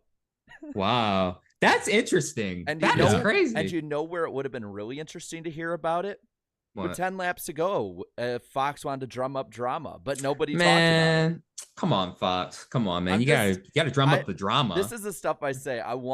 This is the stuff, like, drama-wise, that would be perfect for marketing a race right before. Like, right before a race. Like, these 2 guys, Ross Chastain's been fast at Darlington, but can't get it done. Kyle Larson, one of the best in the series, clashing. Even the crews are going at it. Yeah, hey, I didn't know that. Wow, like, hey, that's interesting awesome, pickup. Yeah, man. That's funny. That's funny too. And really quick shout out to Carson Hocevar, his first career top 10 in the NASCAR Xfinity Series, and just his second career start at Darlington, of all places, man. Like, you know, I know we've talked about him, you know, racing in over his head, but man, when he is on it, man, he is one of the brightest prospects in NASCAR currently. You know, I think he has a long way to go, certainly, for sure, but needs to mature more as a driver. And I really got that sense, you know, he's maturing more in his interviews and stuff, you know, talking to him post race. I'm gonna give him that sense from him. He's really mellow. Yeah, very mellow, you know, says it like it is and stuff. And yeah, I like that. I like that for sure. So definitely has a bright future. Just needs to stop racing in and over his head sometimes. Mellowed out. He's looked good this year. Double E Cup Series days. Yeah. Think about that, Eric. I mean, how do you feel about that, Eric? That's gotta feel pretty cool, right? To have the current driver, you know, be in the series, right? We've mentioned it a few times. Yeah, that's happened to me a couple times. I remember when I first met Ty Gibbs, he said he knew me from the stop motion videos. That was a few years ago. Was he in it? Was he in the video? I don't know if he was, but I remember, like, now that there are 2 drivers, one in Cup, one in Xfinity, who apparently grew up watching those stop motion videos I made. That's pretty ridiculous. That's but cool, Hocevar, outside of the finish, Hocevar was the story for me, because that 77 car, we've seen good drivers get in that car and run like 12th. Hocevar went out there and ran top 10 most of the race. That's very impressive at a tough track like that. And also, I think at one point, wasn't he like on a different strategy where he only took like maybe 2 tires against like mostly 4 tires? I thought it was interesting. I don't remember. One of you guys actually asked the question, I think, of him after the race, but he talked about how Spire basically told him to be very safe, play it very safe all day long. Don't push it until like the very end. And yet at some point towards the middle, maybe towards the end of the race, they left him out on like no tires or 2 tires or something. I'm like, and he held his y'all own. are the ones, like, y'all are putting him in a very vulnerable spot, and he held on. To his credit, he did a decent job holding on to track position on older tires. So no, Hocevar, that's what I'm saying. Besides the finish, Hocevar was the story. Yeah, that was great. And also, like, some of the most notable throwbacks, the Ken Block 98 throwback was awesome. It did look good. Unfortunately, it only made like 3 or 4 laps, I think. But then the Jason Leffler throwback finished top 5 with Cole Custer. Cole Custer's starting to sort of figure it out a little bit. He shouldn't have to figure out Xfinity racing. I know, but hey, I thought he had this figured out in 2019. Yeah, hey, some progress is better than no progress, right? I know, but yeah, certainly a far cry from the expectations we had for him. I'll say this now about Hocevar, because we have very similar conversations about him that we do with Ross. Mm-hmm. And those two, I've seen them at the track a lot together. Yeah. I feel like Ross has a teammates almost, sort of mentors in a way. It does seem like, even at Talladega, like last year on Sunday, he was basically shadowing Chastain. Mm-hmm. I would not be surprised if Carson Hocevar ends up being that next Ross Chastain type driver. Like Ross might be starting a movement here. Hey, you know what? I'd like to see that. I like to see that. Another Chastain in the Cup Series. Oh my goodness. I kid a little bit about that, but I do think he's somebody to watch because he's shown he has talent. He has tons of talent. But that's why people are putting F's in the chat. Sorry, continue. But no, I about covered that. We got one last race with the truck race and the truck race. Yes, Byron. Willie B almost won the race. We thought he was going to win the race. That's why we were chilling in his pit stall. Yeah. It and it was funny too. His girlfriend would like come outside, then go back inside, come outside, then go back inside, because wasn't there like 2 or 3 green white checkered restarts? There were only 2, I think. Yeah, it was a bunch. But it was a bit. Hey, congrats to Christian Eckes, his second win of the season. But really, I want to talk about Raja Caruth, man. Hey, you know what? It says a lot about a driver to come back from a mistake the previous race, to own up to it. Like, hey, you know what? That was on me, and he did a very solid job. Was competing for the win towards the end of the race. Yeah. He did make a small mistake in this race as well, if I remember correctly. Who did he get into? Did he? Oh, he got into somebody. Yeah, he got someone out. Yeah, I can't remember off the top of my head, but yeah, he did have that. Hocevar. He spun out Hocevar. That's right. Yeah, that's right. He was absolutely charging though in the final long run before the restarts. Those restarts hosed him. He just was picked the wrong lane or what have you. But really quick, Eric, is that the Craig? Is that our Craig? Craig with the 99 and with the $99 super chat. Thank you so much, Craig. Really appreciate it, Craig. That's awesome. Yep, Craig. For those who don't know, Craig is from the Daily Downforce. Helps us out. Helps Eric out as well. So really appreciate you super chatting that. He was also involved at Darlington, helped get that deal all put together. So really appreciate it. Yeah. And well, according to the chat as well, Marty Robbins, Haley, I see it. Yeah. Apparently Haley Deegan led 2 laps. I didn't know that, but she did. She stayed out or something on she stayed out. That's right. I almost forgot. I was like, yeah, she's toast. Those tires are cooked. But hey, shout out to Raja, man. Continues to make progress. And that was his best race, no doubt. First career top 10. Career top 10. He had said, last week, I won't go like too in depth, but he had said when I talked to him after Kansas, he's like, I expect to compete for a win. We have the speed now. And I'm like, damn, that's confident. Well, he backed it up. Yeah, and again, not going up against bums, going up against William Byron, who won the Cup race this weekend, and some trucks and some other Truck Series regulars, man. So. You know what? Keep up this consistency, and he'll be in the playoffs before you know it. So, but yeah, that was a lightning fast weekend, wasn't it? That was everything. Wow, that was crazy. What a weekend! What a weekend at Darlington it was. But I see what you did there. It was very lightning indeed. It's the lightning ground on the NASCAR Weekly Podcast. Jarrett, what do we have on tap for today? We got a good bit here. Let's roll through it real quick, though. Ross Chastain last Thursday was on the Pat McAfee show before he sold his soul to ESPN. Sorry, I feel like a jerk. It's true. It's true, though. It's true. Our buddy Noah Lewis had talked to Ryan Newman after the race, and he said he'll stay around as long as it's fun. Okay. So as long as he doesn't feel like he broke his ribs every time he spins, that's good. Oh gosh, that's right. He did say that. Yeah. Kurt Busch said he hopes to return to the Cup Series in some way after clearing concussion protocol. I hope. No timetable at the moment. I hope. NASCAR has actually done something really good for the people who want to watch on the NASCAR app. So for all you out there, if you don't want, if you watch on the NASCAR app, listen up on this. They've added the ability to pause the MRN or PRN audio and given the ability to sync it up to the TV broadcast if you don't want to listen to Clint Boyer or whoever from NBC or whatever. You can now listen to them with the new NASCAR app update. So that's actually really cool and totally good for super fans who are on there like that. I gotta say that's pretty badass on their part. Yeah, that's pretty cool. That's nice. We'll criticize NASCAR, but we gotta give them props. Gotta give him props. Yeah, give him props. Yeah. This weekend, Kyle Larson will be in the number 7 Spire truck for North Wilkesboro. And teams for the Cup Series especially are pushing, unless they might want it for the lower series, but they're pushing for permanent NASCAR charters. Still, it seems like that is front and center for what they want when it comes to this new deal. Kyle Busch, we can talk about this a little bit after if we want, but Kyle Busch stopped trying for an Indy 500 ride after it seems like some of them have been taken up, one of which taken up possibly by Kyle Larson. Yeah. So that's a shame because I really do want to see him try. I do too.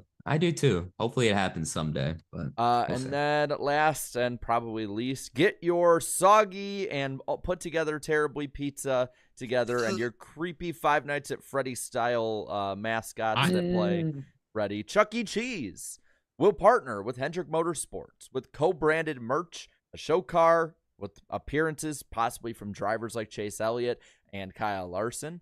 Can we get a Chase Elliott animatronic at Chuck E. Cheese? and Hendrick branding will be involved in any video games they are in with a NASCAR style car, as well as more, according to Adam Stern. But if anyone, you're so hard.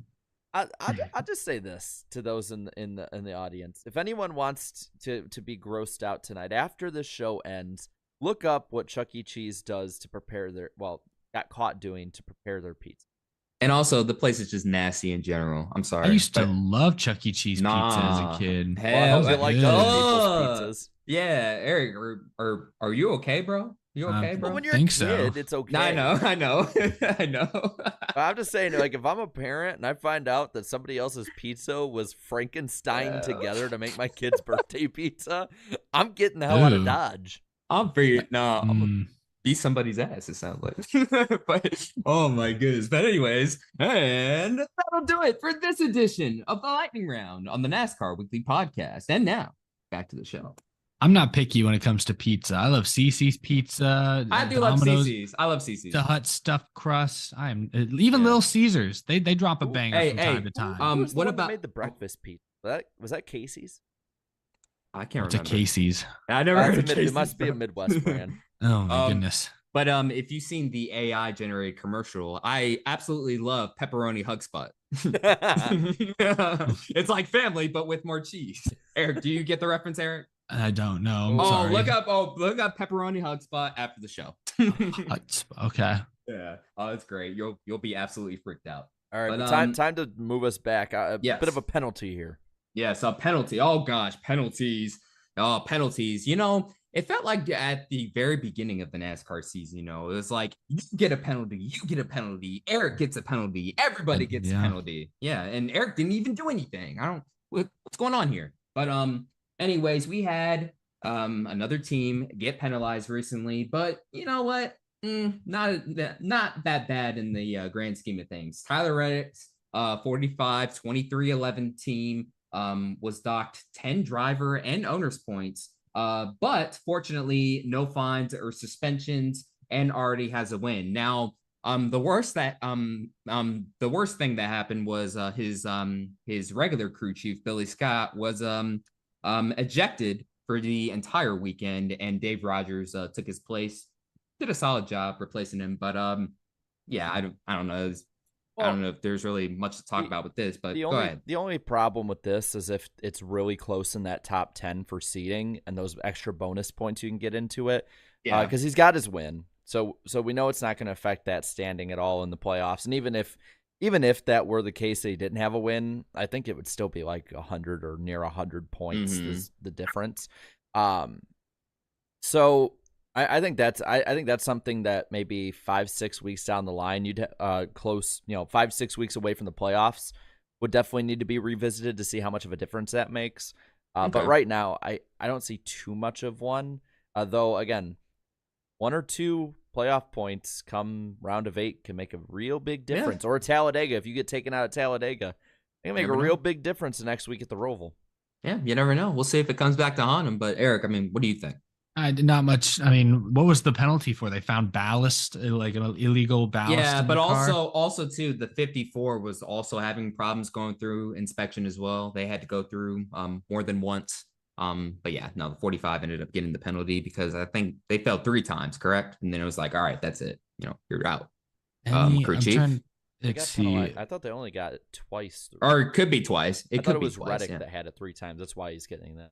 Yeah. That's what I Yeah. meant. Reddick, yeah, that's what I meant. Reddick got it 3 times, and then Gibbs only twice. Yeah. Yeah, I know. To your point, though, Jarrett, this moved him from 8th to 10th in the standings. That, for the time being, that's 2 playoff points. So that is, that could, like you just said, make a difference. So yeah. So all right, interesting. We'll see if it hurts them in the long run, but we won't find that out until the playoffs begin, I guess. But it is now time. We have been hyping this up for what, Jarrett, like 2 months at this point? 3 months at this point. Yeah. Since Daytona, I think. Oh, wow. Since the very start of the season. That's right, basically. Wow. So it is time, folks. You guys submitted your list. We submitted our list as well. It is time to reveal the top 75 drivers in NASCAR history to celebrate NASCAR's 75th season. Now, some of y'all asking, but Darian, didn't they just do a list, NASCAR? Here's the difference with ours. We are sticking strictly to the 75 greatest Cup Series drivers. We're not gonna, go. We're not gonna put a Busch driver here or a truck driver there. No. Just 75 greatest NASCAR Cup Series drivers. And I can follow up with you on this. So yeah, all 4 of us hosts, the 3 of us, Danny as well, and then as well as you guys at home, all submitted our lists. What I did was we averaged the fan, all the fan ones that were added in. That's okay. I realized that my version of the stream was 6 minutes behind. I'm like, why is the lightning going even though it's not going? You're good. Yeah, we averaged everyone who sent theirs in, and it was somewhere like between like 30 and 50. It was a ton. Average all those together to make one definitive fan list, or chat list as we called it, and then we use that chat list as like a 5th host, average them all together, and this is the giant amalgamation 75 list we got. So, I mean, we got 5 in here. We have active drivers, we have former drivers, we have pioneer drivers in there, and for you watching at home, for those that are watching the live broadcast, we'll show you where everyone ranked them to, so you can hold our feet to the fire or ask, why the hell did we have them there? What did you idiots send in? So, Darian, lead us off. Who do we got as number 75? I feel like this is very tight. And just to clarify, we will be showcasing all the way up until the very end of August, 5 drivers for each week for this top 75 list. So, season. Yep. So for tonight, we will be revealing 75 through 71. To start us off at number 75, here comes the recency bias comments. Willy B, aka William Byron, just won last week, his 7th career Cup Series victory. I mean, this guy is only 25 years old, was born on November 29th, 1997. I'm older than William Byron. Pretty crazy. I think we all are. Yeah. We all are. Yeah. So Darian, if I'm reading this correctly, you guys did not have him in your top 75. We both had him close as honorable mention. I will admit, though, both of our lists came in, I believe, in March. We were really early with it. Yeah, the host list came in earlier. So if you're upset at that or whatnot, but yes, we had him as honorable mentions. Danny had him 67th, Eric 69th. Nice. In the chat, y'all had him at 74th overall. So That's a little bit of I guess recency bias, you could say. But when you look at some of the others that are going to be around him, it is pretty close to that cut line anyway. He was one of them definitely who was on that cut line a lot. And you know what's impressive? I mean, only 25 years old, already on the top 75 list. I mean, let's go over these stats really quick. So far in 193 races over 6 seasons, he has a total of 7 wins, 69 top 10s, nice, and 10 poles. So still has a long way to go. Currently has the most wins this season as of right now. So, I mean, he is certainly off to a spectacular start. And also, you know, just considering the slow start in his 2018 and 2019 seasons, hey, not bad to be on the top 75 list this early in his career. Yeah, I just look at it. He's so young. So maybe a little bit of the reason I have him higher than you guys, I had him 69th, is because, you know, there's so much potential there. We know he's going to end his career. I think he's going to have a Hall of Fame career, especially if he stays with Hendrick. I just think he'll win enough races. But even then, he's, how old did you say he was? He's like 23, 25. He's our age. That's right. He's 25. He's already tied for 68th on the all-time wins list. Yeah. And I'd argue that, you know, we're going to talk about some guys in a moment that raced in like the 50s. And, you know, I did favor drivers who raced in the 80s, 90s, 2000s, and later. You know, I favor those wins over wins in the 50s. No disrespect to drivers who won in the 50s, because they were jacks of all trades. They had to do a lot more where they had to build their cars themselves in many cases. Hell, they might even been their own pit crew in some cases. But I believe the era we're in now in the last 20 or so years is more competitive than the 50s or even the 60s. So for William Byron to have already succeeded or done what he's done at such a young age, I think 7 wins for William Byron, for example, is more impressive than, you know, I don't know, 7 wins for, well, I know who's one of the guys who's next on our list, but someone like a Daryl Derringer who raced in the 50s. I think we'll get to him in a couple of slots. Spoiler alert. That's just the way I see it. But yeah. Dang, Eric, you're spoiling it for a club. I didn't mean to. I was looking at the all-time wins list, and I didn't want to say, I didn't want to say, you know, his wins are more impressive than freaking. I'm just having a hard time finding good names on this list. I get it. Yeah, that's all good. I didn't want to make anyone too angry. But I mean, we can probably move on to the next one. I mean, because for his age, I think that is a big part too. But we do have some other greats coming on. So how about we go to number 74 here, Darian? Who we got? At number 74, we have Bob Wilborn, and apparently his full name is Robert Bob Joe Wilborn, but he was a part of NASCAR's 50 greatest drivers list in 1998. Now, he raced in the Cup Series very sporadically over a 13-year span, scoring a total of 9 wins, 102 top 10s, and 7 poles. But if you ask anybody who watched during that era, you would mostly know him for his NASCAR convertible division career, where he won 3 straight championships from 1956 to 1958, winning 19 races, 87 top 10s, and 18 poles. So if he decided that, hey, the NASCAR Cup Series is where I want to do more races at, there's no question he could have gotten way more wins if he had stuck to just that. And another fun fact, he was the first ever Daytona 500 pole winner. Which, to be fair, back then, qualifying was much more impressive and a big part of it, too. That's a good point. It was a race. It was a race, wasn't it? Well, no, I mean, so early on, there was just qualifying itself, but qualifying had a big importance in the early years because of that horsepower factor, manufacturer factor. Good point. So, I mean, that is I would say it's more impressive back in the 50s and 60s when the Daytona 500 pole than it would be today.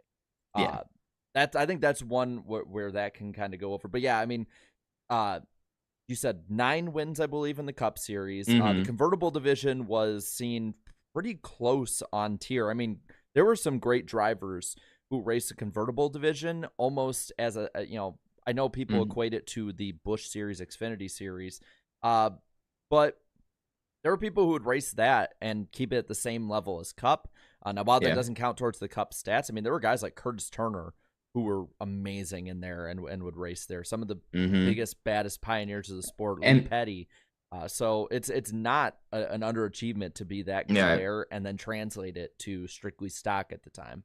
Yeah, and also just one final thing too. The best span during his career was from 1957 to 59. That's the 3-year span where he won all 9 of his Cup Series races and didn't even run close to full time too. So had he done that, he would have gotten way more victories for sure. But yep, he is on the list of the 75 greatest NASCAR I have to drivers ever. defend. I'm the only one who didn't have him in my top 75. I can't remember if I had him at 76 or 77.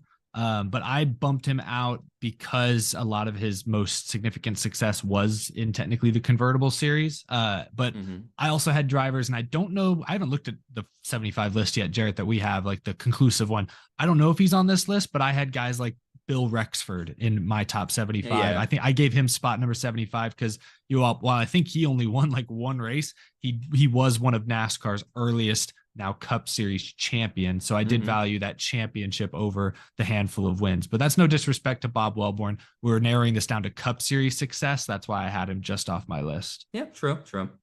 And now moving on, at number 73, we have Marshall Teague. Marshall Teague was known as King of the Beach because of his performances on the old Daytona Beach road course, where in his 4 years in the Cup Series, he won at least once on the Daytona road course. So that's pretty cool. And also, another interesting fact, he walked into fellow Daytona Beach resident Smokey Unick's garage and just asked to be a part of the team. And voila, he was a part of it. It launched his career as one of the greatest mechanics in NASCAR history. Like, okay. But in total, it's very interesting looking back at his career. So you look at his stats, he only raced in 23 races from 1949 to 1952, but won 7 races, 11 top 10s, and 2 poles. And most importantly, he was a part of the famous Hudson Hornet team. During that time span, they were super dominant.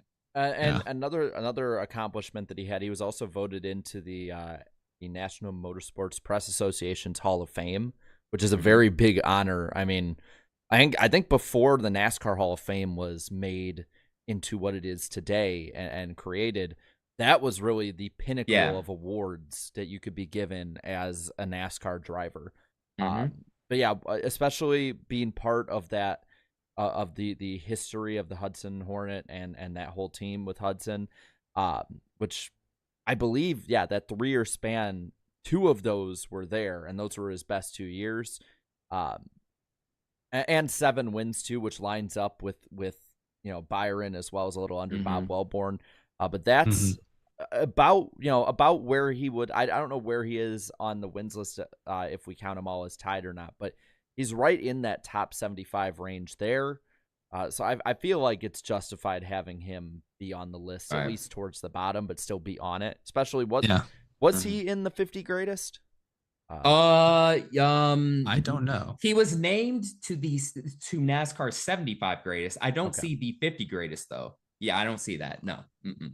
Yeah, I had him in my list largely because of that Hudson Hornet history. Also look at the ratio, and I don't know everything about, I know how Marshall Teague's obviously career life ended, but winning 7 races in only 23 starts, that's a pretty incredible ratio. And we talked about the Hudson Hornet, for a time there, it was almost felt like it was unstoppable. And you mentioned Teague's technical expertise. I imagine he played a role in helping develop those cars to an extent. So, he had great cars, but I think it's also safe to say that he was partially responsible for making those cars great during those handful of years. So I think that's definitely worthy of a top 75 spot. Now, for those who are asking, why did he only run in 23 Cup races over 4 years? Well, in 1953, Teague dropped out of NASCAR following a dispute with Big Bill France Sr. Then went on, and then he went on to race in AAA and USAC racing circuits, which is basically the IndyCar series today, and competed in the Indianapolis 500, which at the time was considered a Formula One event. Well, and last thing that's fitting about him, I think, before we move on to the next driver, is it's fitting he was king of the beach and was so good at Daytona Beach. because not only did he unfortunately pass away in Daytona Beach, but he also was born in Daytona Beach. Yeah. Very interesting. And yeah, unfortunately, he passed away testing in IndyCar at Daytona. So he was unfortunately died there. But had he stayed in the Cup Series, who knows how many more races he could have won. And also, too, this is another interesting fact. He was partly the inspiration for Doc Hudson in Cars. Yeah. So very interesting. And now at number 72. Okay. Oh gosh. I just forgot how to say his last name. Say it again for me, Eric. You just said it, Eric. Say it for me again. Daryl Derringer, I think. Okay, Daryl Derringer, right? Yep. Is that right? There we go. Daryl Derringer. Okay, Daryl Derringer. He raced in the Cup Series sporadically. 181 races over 12 seasons. A total of 7 wins, 79 top 10s, 9 poles. Winning at some of the most famous tracks in NASCAR history, the Daytona Beach Road Course, Charlotte Motor Speedway, not Charlotte Motor Speedway, North Wilkesboro, just to name a few tracks. But what was very interesting, during this era, you would see drivers make a lot of one-offs with a bunch of different teams during the season.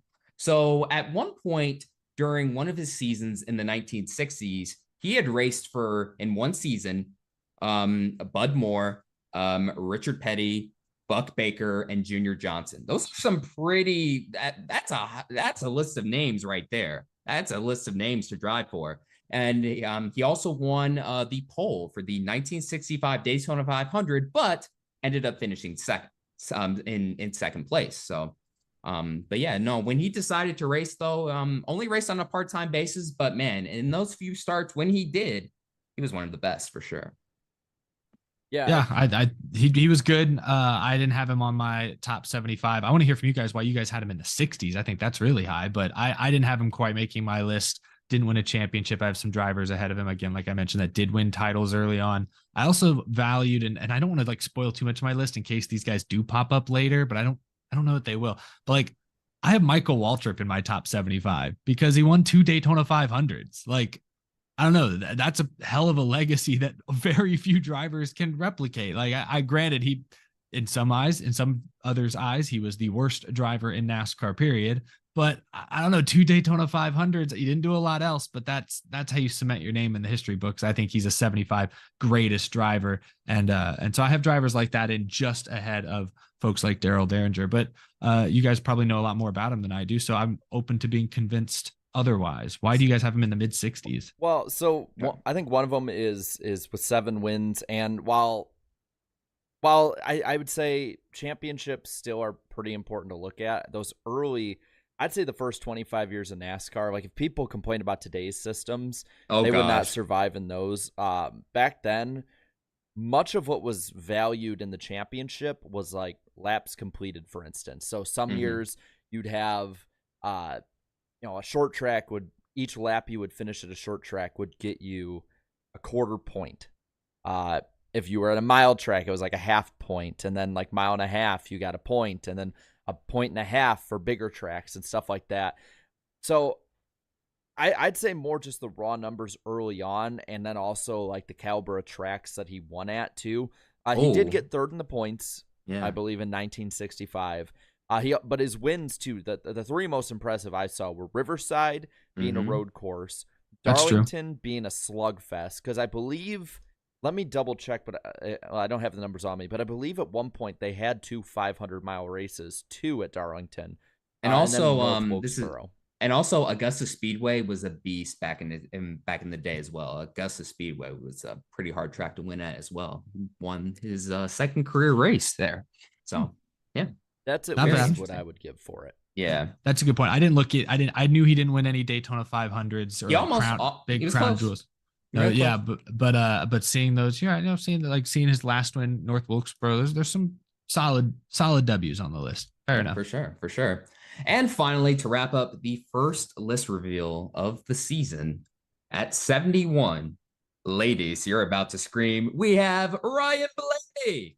Ryan Blaney. Kind of went out yes, there. Sir. It was Ryan Blaney. oh, I'm sorry. Ryan Blaney. Sorry.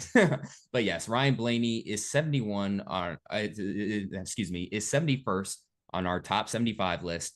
Right now, he is only 29 years old. On December 31st, he will be 30. But right now, in 252 races over 9 seasons, 7 wins, 116 top 10s, and 9 poles. Now, his luck could be better, of course, but for the current drivers right now, I mean, hey, the same amount of wins as William Byron. 116 top 10s, that's something to be proud of. Extremely consistent sometimes.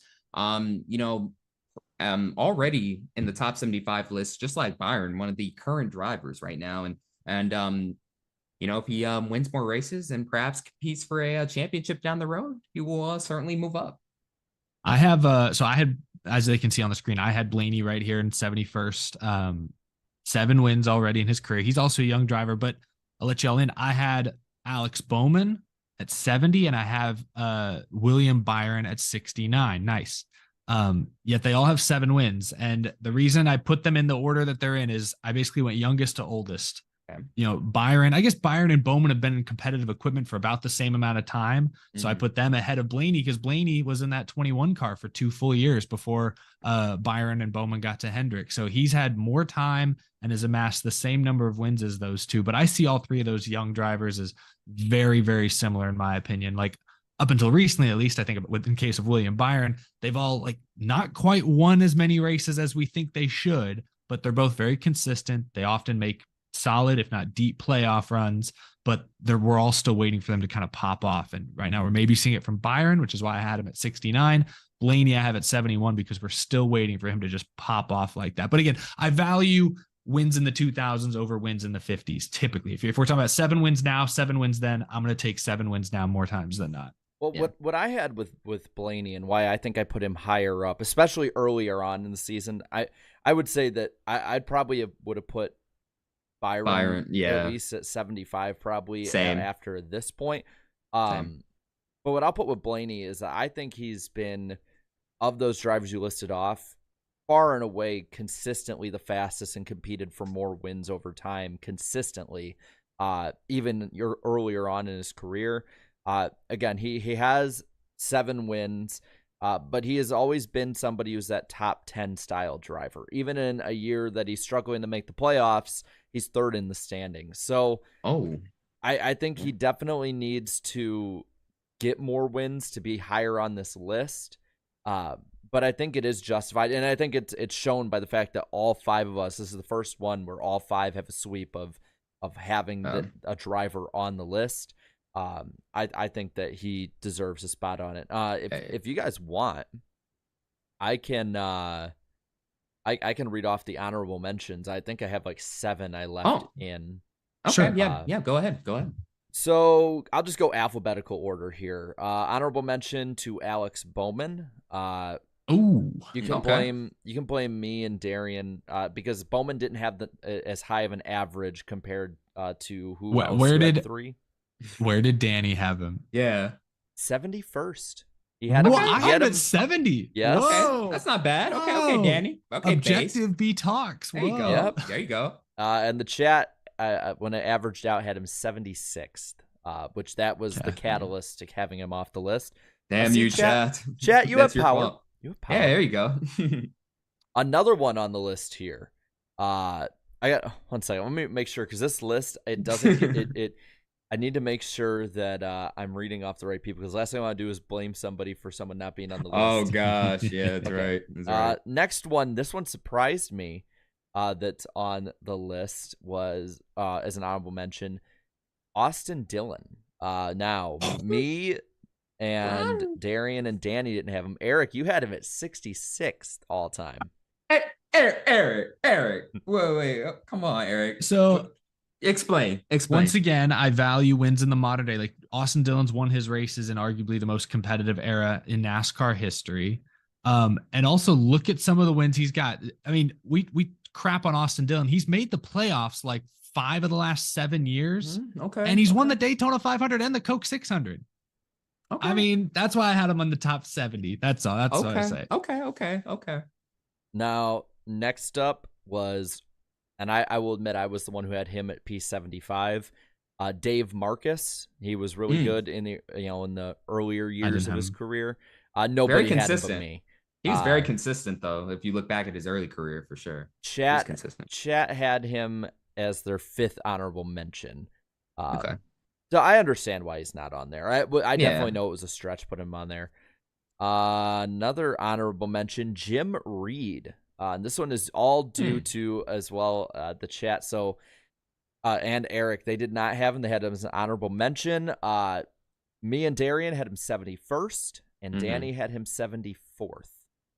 Wait, sorry, who is this? My bad. Jim Reed. Pretty good driver in his day. Pretty good driver. Right in that range we're talking about today. Yeah. Another honorable mention was Bill Rexford. Me, Darian, and Danny did not have him on. Eric had him 75th. Chat had him 60th.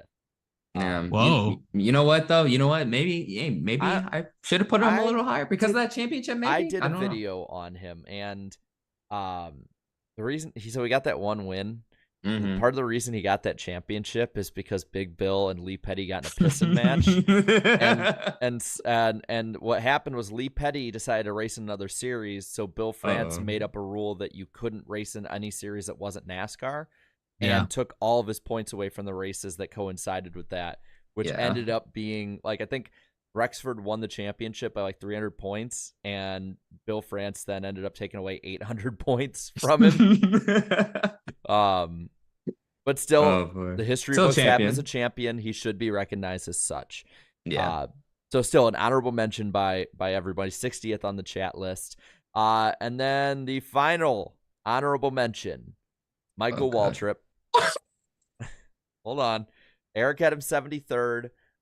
There were then from there, the other 4 hosts had him as honorable mentions, or not on the list at all. Chat had him as an honorable mention as well. He actually showed up on 12 of the, I believe, 35 or 40 chat submissions. Okay. So I want to make myself clear. So when I'm putting my list together, I've said this before. I think there's a difference between best and greatest. I'm looking at greatest. And to me, you win a crown jewel race, you win multiple crown jewel races. To me, like 2 crown jewels almost equals 1 champion. Man, maybe not quite. But like if you win a couple of crown jewel races the way Michael Waltrip did, and you look at like some of the magnitude of races he won, the 01 Daytona 500. How many times have we seen that race? And obviously, we're not looking at Michael Waltrip winning. We're looking at the tragedy behind him. But still, the role he played, I'm looking at greatness. And so Austin Dillon, I have him in the top 75 because no, I don't think he's the most talented. I do think he actually is underrated as a driver. I don't think he's great. I agree, but I think he is like. A lot of fans say I think he sucks. He does not suck. No. But the fact that he has 2 crown jewels, I understand he wrecked Almirola perhaps to win one of them. Still, I think Austin Dillon, just if we're talking about greatness, like that's why I have like, him ahead of Blaney, Bowman, and Byron. They're all 3 of them are better drivers than Austin Dillon. They all have more wins than Austin Dillon, but I don't think any of them have won a single crown jewel race. Correct me if I'm wrong. Has Blaney or Bowman won a crown jewel? I don't think they have. Have they won a 600? Did Byron? No. Blaine, no. I don't think they have. So that's just so people understand some of my list. I do value championships and crown jewels. I think they weigh pretty heavily in my eyes. But I'll argue there's a limit to that. I mean, Michael Waltrip's wins all came at super speedways. I'm a Dale Jr. fan. I get super speedways have a certain talent to them. And also with crown jewels too. And this is no disrespect, and I know that people are going to bring it up because I'm about to say it. This is no disrespect to anyone who's won a crown jewel because of rain. But Michael Waltrip also won the shortest Daytona 500 ever. He did. Now, he earned it. I will say he earned it because he fought Kurt Busch, Kevin Harvick, Jimmy Johnson for that win. But he also did have his teammate as a lap car helping him too with that. So I get the valuing of crown jewels. I can't do it enough to justify Michael Waltrip on the list personally. I could understand Austin Dillon because he is underrated. But it's still I can't justify Mikey. Yeah, that's fair. I wouldn't have put Dillon at, what was it, 68, like in the 70s maybe, but I mean, hey, 5 playoff appearances can't be ignored. So when he's driving for a B tier team. I mean, I do feel bad for poor Bill Rexford because he is the most forgotten champion. I had him in for the record. I just couldn't justify it. Yeah. I was like, nah, I'm he good. basically is like the black sheep of NASCAR champions. Yeah. But Hey, yeah, one career win and a champion. So I mean, that's an interesting stat line. But yeah, we're hey, Jarrett. yeah. No, I don't want to spoil it. Never mind. Yeah, What? I think he'll come up in the next episode. Okay. Can we? Is Kyle Petty on the list? I can't spoil anything. We can't say anything. Spoil We can't say anything nothing. yet. Can't say nothing, y'all. Never mind. Because y'all are gonna have to tune in. But I did. Out. By the way, if you scroll up through our Twitter chat, I did send the full list in there. So if you just want copy. Oh, did you? That, yeah, I sent it. I didn't see it. Okay. But speaking of the list and all that, and some fun stuff we can do, maybe we should resurrect the Clips channel and put all of the highlights of each one on, and I'm down with that. Then we'll combine it all together at the end of the year. Like if people want the Clips channel, we can put that in the comments after the show process. Let us know, chat. Let us know if you want the Clips channel. We'll get to work on it. Darren, I'll have you get that clipped out for me and send it to me. That way I can just put it right away. But yeah, we can put it on our Clips channel. Yep, for sure. But anyways, hey, if you want to find out who the next 5 are, tune in next week on the NASCAR Weekly Podcast. We will reveal whose channel it'll be on at the very end of the show. But for now, it's time to get to our race preview. And for the first time since 1996, NASCAR fans could say it's North Wilkesboro week. Can you believe it? After all of these years of wanting the track back on the schedule, it finally happened. Can you believe it, y'all? We're here. It's North Wilkesboro week. Yeah. I mean, for years we've been saying, I'll believe it when I see it. And it's actually here. Wow. It's an amazing thing. And they're already running some late model races tonight. And oh boy, the track looks fantastic. Looks brand new. I love it, man. I won't say brand new. Oh yeah, I mean, well, compared to what it used to look like, it looks brand new, I guess. But, yeah, okay. But yeah, good as new for sure. But yeah, so it's North Wilkesboro week. And some side notes really quick. Darrell Waltrip will be in the Cup Series booth. DW and Richard Petty to give the command before the race. Soldiers to give the command for the open.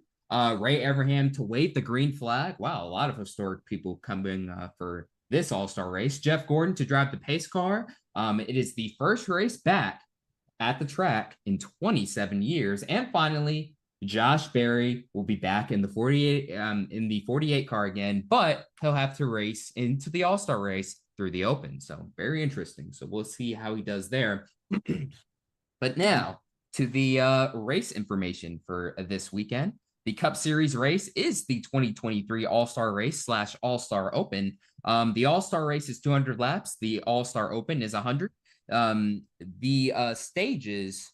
I got it here. Yeah. Go ahead. So we got the entire, format for what we're going to be doing this weekend at North Wilkesboro. Starting with Friday, there is the qualifying, which is the Pit Crew Challenge.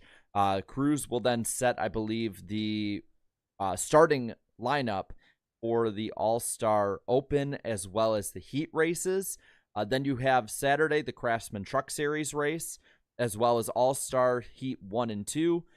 The truck race is a normal race in and of itself. But from there, the heat races, 60 laps apiece. The result of each one, the first one being the inside row, second being the outside row, they will control qualifying. Then you got the Open the next night on Sunday night.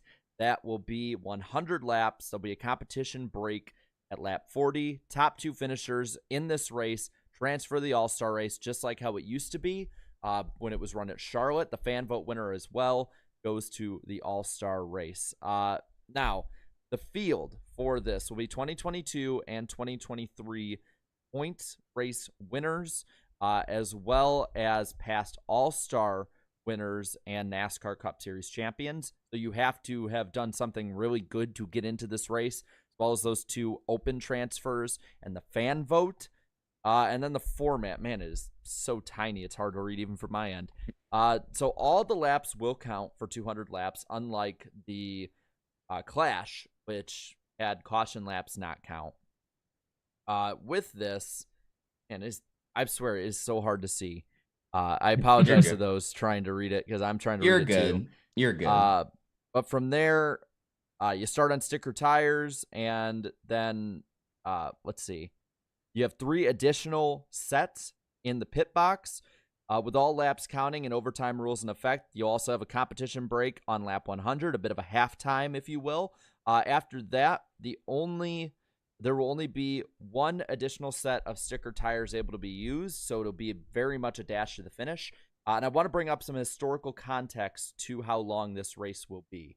A 200-lap race is actually significant in the fact that that was how long the first race at North Wilkesboro back in 1949 was. That's cool. So you can tell with all of that in mind, Dale Jr. Most definitely had a say in that, to say the least. But yeah, that is pretty much it. Now, I don't have the stages for the truck race and stuff like that. I apologize in advance. We're good. But that one's 250 laps. But Darian, we're starting at 8 on the All-Star race and 5:30 for the Open Eastern Time. FS1, MRN, all that good stuff. I believe MRN.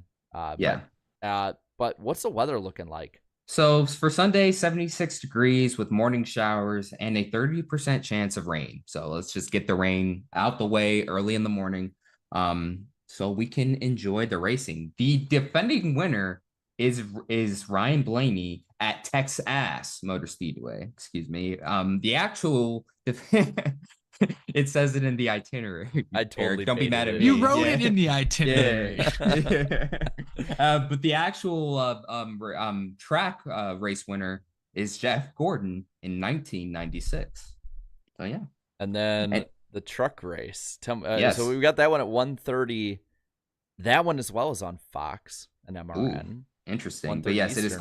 It is called the Tyson 250, 250 laps total. And the weather for that day, for Saturday, 75 degrees, late afternoon showers with a 50% chance of rain. Oh, so that'll be a little more interesting weather-wise. But the defending winner is Mark Martin back in 1996. So yeah. How many times did we ever think we'd say Jeff Gordon and Mark Martin are the defending winners? That's the first time time on this show. We started this show in 2018. Yeah. What is it? What year is it? 2005? Is that do we time travel back or something? 2009 even, but still, yeah, that's what it not feels 2009 because Gordon didn't win that year before. So it would have been 2006, 2005. Yeah, so that'd be interesting. Yeah, but let's move on to the famous betting odds on the NASCAR Weekly Podcast. So let's go into the favorites. First and foremost, Kyle Larson is the odds-on favorite at plus 650. Ross Chastain's name wrong. Oh, it's okay. It's Ross Chastain's fault. Anyways, Kevin Harvick at plus 750. Oops. Both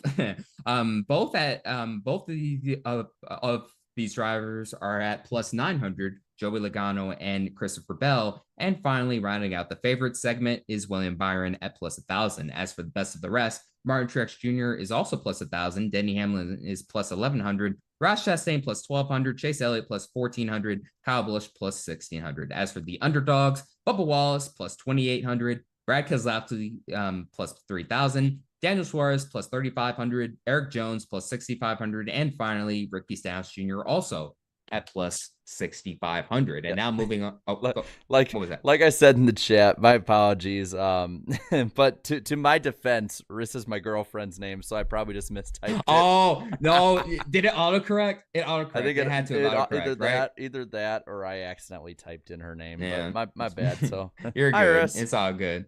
But yeah, you got to give her better odds than that, Jarrett. For real. She's in the top 10.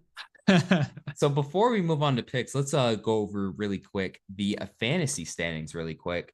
Right now in the points lead is Sean 48 NY leading over Trevor Sports 98, the defending champion. In third is Danny B. Wife. Fourth is Polish Victory Lap, and rounding out the top 5 is Kansas Legacy 2, and I am currently P6. So season's kind of slipping away, but it's not as bad as the NWP Fantasy League 2, where I have fallen out of the top 10 completely. Now in P11, but it's very competitive because JC_43 is the points leader over Common Chase Elliott. And then in third is 42 Larson 5. Fourth is YRB 89. And rounding out the top 5, it's a tie between Racer Roar 48 and Hot Wheels. But Hot, I guess it's spelled weird. It's spelled HAUGHT. I guess he wanted to spelled in a Doing unique the way. most. But oh no, we suck again. Blaney's pit crew, who is leading the points most of the season, is now P7. So yeah, just like me, starting to fall back a little bit. Let's see the next one. So I think you'll like the next one, Darian. Oh yes, I will love the next one. Oh yes, oh boy. I don't know if the chat's gonna love it. I don't know if the chat's gonna love it though. But hey, you made your bed, so now you have to lay in it. Eric Estet is still the points leader, 233 points in total. Yep, you're good. Chat, you went from -1 to -12 points in just 1 week's time. I'm sorry, I hate to break the news to you. Unfortunately, who'd they pick again? Chastain, correct? Same as me. Yep, same. And Jarrett picked Chastain because that is the major reason why I am now P3 -33 points behind Eric. In fourth is Jarrett, only -35, so he can easily take back P3 next week. But right now, still in the basement is Dannybtalks with -48, but still a very close points battle in the grand scheme of things. So not bad. Not bad. But hey, -48 for Danny. He would love that, right? He loves that, right? There you go. I am so lucky Chastain happened because my pick of Denny Hamlin, which I felt so good about. Mine too. It was awful. Yeah, he was horrible. He sucked horrible for some reason. Garbage. But thank goodness for Ross and for I think did somebody pick Truex because he wrecked out as well. Yep. Oh yeah. Thank goodness. And Larson. Oh, you got so damn lucky. I'll take it. Oh my goodness. Oh my goodness. But yep, now it's time to move into the picks. Let's get right to it. Oh my gosh. I almost hit my music to play on my phone. Pull up the list and I almost hit my music. Jesus Christ. About to get copyrighted here. But let's move on with the picks officially. Eric, we'll start with you. Who is going to win the Truck Series return to North Wilkesboro?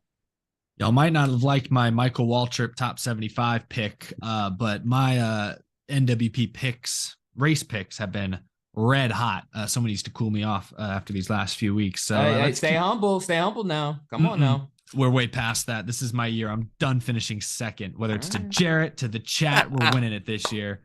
The era of good feelings continues. William Byron driving the 51 truck. I think he gets it done this week. Holy crap. I get to go next. Wow, this feels good. This feels really good. I'm going to go with another Hendrick driver. He's an Aspire truck, but it's Kyle Larson. I have faith in him. Kyle Larson is going to win. I've been burned by the Spire trucks before, so I'll take the risk. I'm going to go with Byron on this one, just because I think he might be owed a bit of a win. I have to admit I was close to taking Christopher Bell, because he'll be in the 61. I don't know what that truck's going to do, but in theory that could be really competitive. Yeah, that one. And I mean, Bubba Wallace has been pretty good at short tracks before, so in that one truck. So it's a very competitive field, but I'm going to go with the 51 on this one. And then Danny is going to be on Darian's train, 7 for Larson. And looking in the chat, wow. A lot of 51s I see. I think they're going Byron. Yes, they are. Yeah, Byron it is. Lock that pick in for the chat. We'll see how it turns out. Oh, excuse me. Anyways, now moving on to the Cup Series festivities. Eric, who is going to suck for the All-Star weekend? Chase Briscoe, 2 weeks in a row, they have just fired off with like 30th place speed. And, maybe they recover a little bit throughout the race, but it's not like the playoffs last year where he's like top 5 by the end. No, he's still like 20th. So I don't know what's going on over there, but they had that little hot streak of 3 straight top 5s and they've come crashing down to earth. So Chase Briscoe. Yeah. Now, I had sent this originally to you, Jared. I don't know if you changed it last second, but I swear. I got the the update, right? You're thinking about it. Yeah. Okay. Yeah. So I have Austin Cindric as my suck pick. Still riding off that 2022 Daytona win. That's the only reason he's in the All-Star race. And I mean, for the most part, he hasn't really done much this season, unfortunately. So been very quiet, and he will remain quiet this weekend. Yeah, that's also who Danny has. I'm gonna go with his teammate though. For some reason, this guy has struggled at short tracks before. And I think he's going to continue this weekend. I'm going to go with Ryan Blaney. And the chat, it's hard to pick out. Well, somebody has Eric Jones sucking? Come on, gotta show Eric Jones more respect. I see a lot of 77s, though. And who's in the 77? Ty Dillon, right? Ty Dillon. Okay, so I I God, also this see. comment is brutal. Austin Cindric has no talent. That is Whoa, a brutal comment. I don't My know about no goodness. talent, sir. Hey, Oof. that's your opinion, but hey, he does have a championship. Just saying. Let just them saying. have their layup. They'll get the 77. All right, 77 it is. All right, moving on. The underdogs part. Eric, who is your underdog? I have a feeling this race is going to play into the hands of the veterans. There's not a bunch of gimmicky stage breaks and forced restarts. And then the old worn out surface is really going to play into the hands of drivers who've been around a while, who know how to save tires, who know how to look for grip wherever they can find it. So it could have gone with a lot of picks here. Maybe this guy's not an underdog anymore the way they've run this year and where they're at in points. But I think Brad Keselowski could be a legitimate threat to win. I think he'll be top 5 for sure. That's almost expected at this point. But I think Brad could seriously win this race if all goes well. I said this in my hot take part. Hey, this guy's making me eat my words, and I love to see it. You know what? He's on a roll right now. Bubba Wallace, he's my underdog. I think that's a good underdog. But I'm actually going to go with a bit of a disagreement here with Darian and Danny. I'm going to go with Austin Cindric. I think that all-star races cater a lot of times to those who struggle during the year too. I mean, we've seen it before where somebody like Casey Kane will win the fan vote to get in 2008. Suck most of the year, be pretty mediocre, but still win this race. So I'm going to go with him. And then Danny has a very interesting underdog pick. He says this guy is going to make it through the Open and qualify for the All-Star race and be a threat to win. Ryan Preece. Yeah, no, I can see that. I can see it. I thought about that. I thought he was gonna maybe say Josh Berry, who's a short track guy. I don't know if did he run any like the Cars Tour? Has he run any of the late model races at Wilkesboro in the last year? I believe he ran at least one of them, and he's also been instrumental in helping out Dale Jr.'s run too. Yeah. So he's understanding it also from the technical side as a crew chief. Yeah. So that wouldn't be a bad. I like Barry, but I think Priest isn't bad either. That's a good pick. Oh yeah, and also don't forget about Jamie McMurray 2014 wasn't his best season, won the All-Star race. So good point. But as for the underdog pick from the chat, I see Harvick. Yeah, Harvick's an underdog.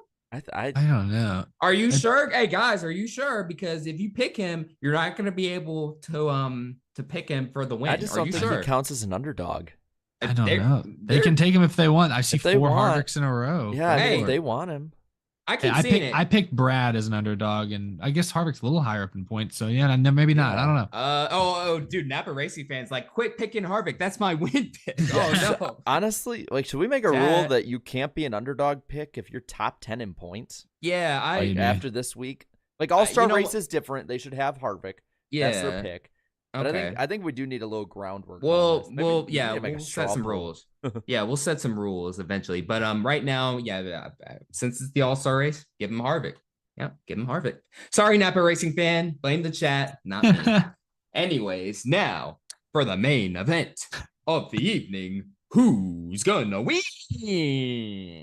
Who's gonna win the All-Star race? Eric? First, I'm laughing at the chat. There's someone with a Patrick Star profile picture, and the username is West Virginia. I thought you said West. I see it. Oh, that's great. Oh, that's funny. I use these accounts. Go ahead. Again, like I said, I'm going with a veteran driver, someone who's been around a long time, driven many different iterations of race cars, who's also a really good short track racer, and who I think has had more speed the last few weeks, is starting to show shades of his, maybe 2 or 3 years ago self. But Martin Truex Jr., he's my pick to win the All-Star race. He also won the Clash at the beginning of this year, which was kind of like an all-star event. Yeah, true. Hey, this guy's on a roll. I know I just said Bubba's on a roll, but that's for the underdogs. For my winner pick, has the most wins this season, coming off of a historic win at Darlington. William Byron continues his winning streak unofficially. I think both those guys are solid, but I'm going to continue the trend of going 5 numbers above the pick before. We went 19 to 24. I'm going to go 29. I'm going Kevin Harvick in that old scheme. Last time we're ever going to see possibly the 29 car of Harvick win a race. Yeah, true that. Yeah, true that. And Danny, who did he pick? Danny has Joey Logano, and he gave me a reason. Okay. Logano has been pretty darn good at winning inaugural races. I was thinking about that. He did so at Bristol. He did That's so true. at LA with the Clash, and he did so at Gateway. That might be the smartest pick, actually. That's big thinking brain. about it now. Yeah, that might be the smartest pick now. I think about it. All counts are the same. The Cup might not have a points race this week, but it's a points race for us. Yeah. And really quick, hey, chat, y'all picked Harvick for your underdog. You can't pick him for the winner. Sorry. Y'all already picked him for the underdog. Sorry, Napa Racing fan. Quit putting him. I don't know. I haven't paid too much attention, but I'm seeing a lot of 9s. Yeah. It does feel like Chase Elliott. Yeah. I mean, I see a lot of 9s. Is it enough to no poll? Just go with the 9s? I'd say 9, 22, or 5, but it looks like it's leaning 9. If you want to pull it, go for it. But I think it's just in case. So the 5, 9, and 22, correct? Yes. Okay. 5, 9, and 22 in numerical order. That's like all they're picking. Like one person put Bell, but that's like it. All right, chat. I'll leave it up to you. Give you a shot to pick the winner. Go ahead and do that. And while they do that, we are 10 minutes past the top of the second hour of the show, and I will read off the rest of these fabulous super chats. Thank you guys so much for tuning in tonight. Eric W. gifted 5 BFM channel memberships. Thank you once again, bro. You are awesome. Alex Luff with the $20 super chat. Hey, everyone.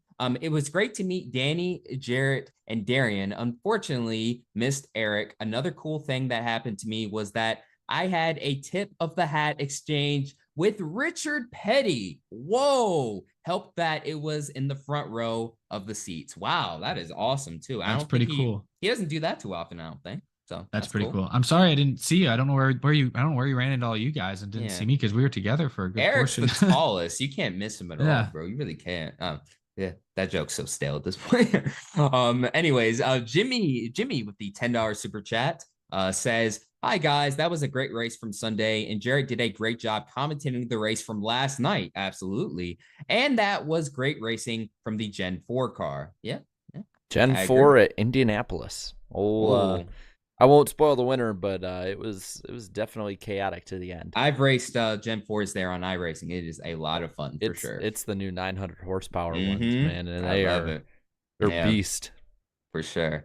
Groovy Goose with the $5 super chat. As someone who used to live here in Wilkesboro, oh wow, I never thought I would see the day it would reopen and host a NASCAR event. Glad I was wrong, though. Hey, we're all glad we were wrong, especially me. I am super happy to be wrong about this for sure. And Spencer Purcell, who has been a channel member for 23 months, almost 2 freaking years. That's loyalty. Says podcast party bus was definitely a party on Sunday. For sure. Still unbelievable we were able to pull that off. NASCAR _Bluey _Taco Box 924 with the $2 super chat. Ross, no push policy. But excuse me. Hold on, let me read that again. Okay, my bad. It says Ross, no push policy, but Larson pushes all turn 2. Interesting comment. I see what he's saying. Yeah, I see what you did there. After the rep. No push policy. Yeah, I see. Haha, funny. And then Need for Speed 53, who has been a channel member for 1 month. Thank you. Praise Ty Dillon, but he has Noah Gregson's bowl cut as the picture, of course. And then Marky Mark with the $5 super chat. Ross Chastain, ... but a pain in the ... Hey, neighbor. Oh, he's from the Ross T-Mobile Chastain. commercial. What a pain in the hey, neighbor. Yeah. From the T-Mobile commercial. Yeah, that's funny. I see what you did there. Hardy. It's nothing with the $2 super chat. Hold on. WQ. What is WQ? It says WQ.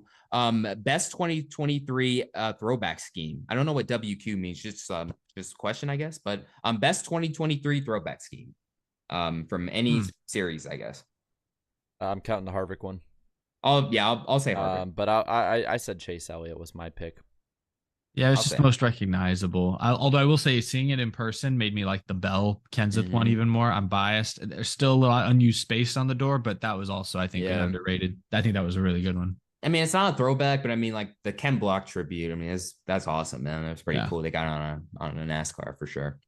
Ryan with the $5 super chat. If I were SHR, I'd be calling Carl Edwards every week. I'm not sure he'll answer though. He won't. But nice try. But he continues to say thoughts about him coming back or a potential landing spot. I'd personally love to see him back. We all would. I don't think it's gonna happen though.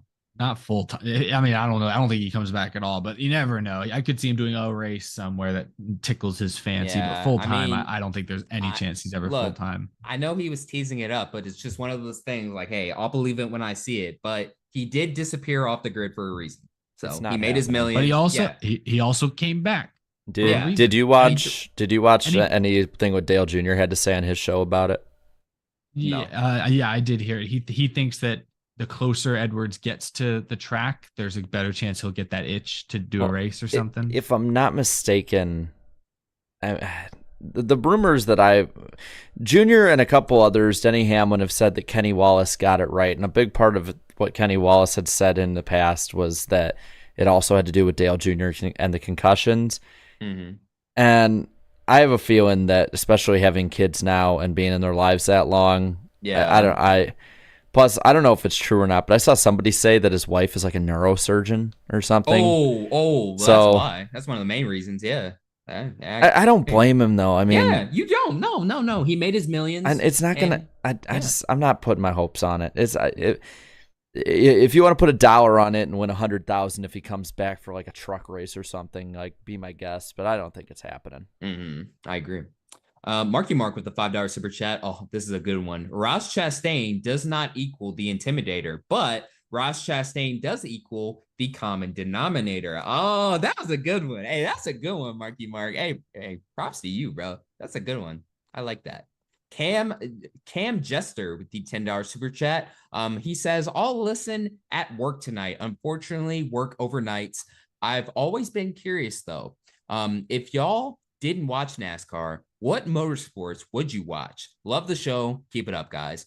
If I didn't get into NASCAR, the motorsport I probably would have gotten into would have been IndyCar. I mean, it's the other major American motorsport.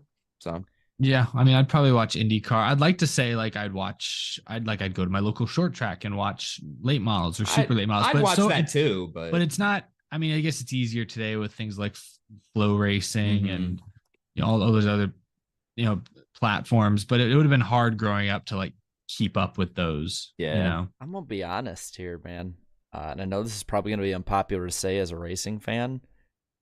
But just looking at the marketing of the other series at the time, I don't think I would have gotten into motorsports. NASCAR's marketing at the time that I got in was amazing. It was everywhere. It was the cool thing to watch. There were kids with NASCAR, everything.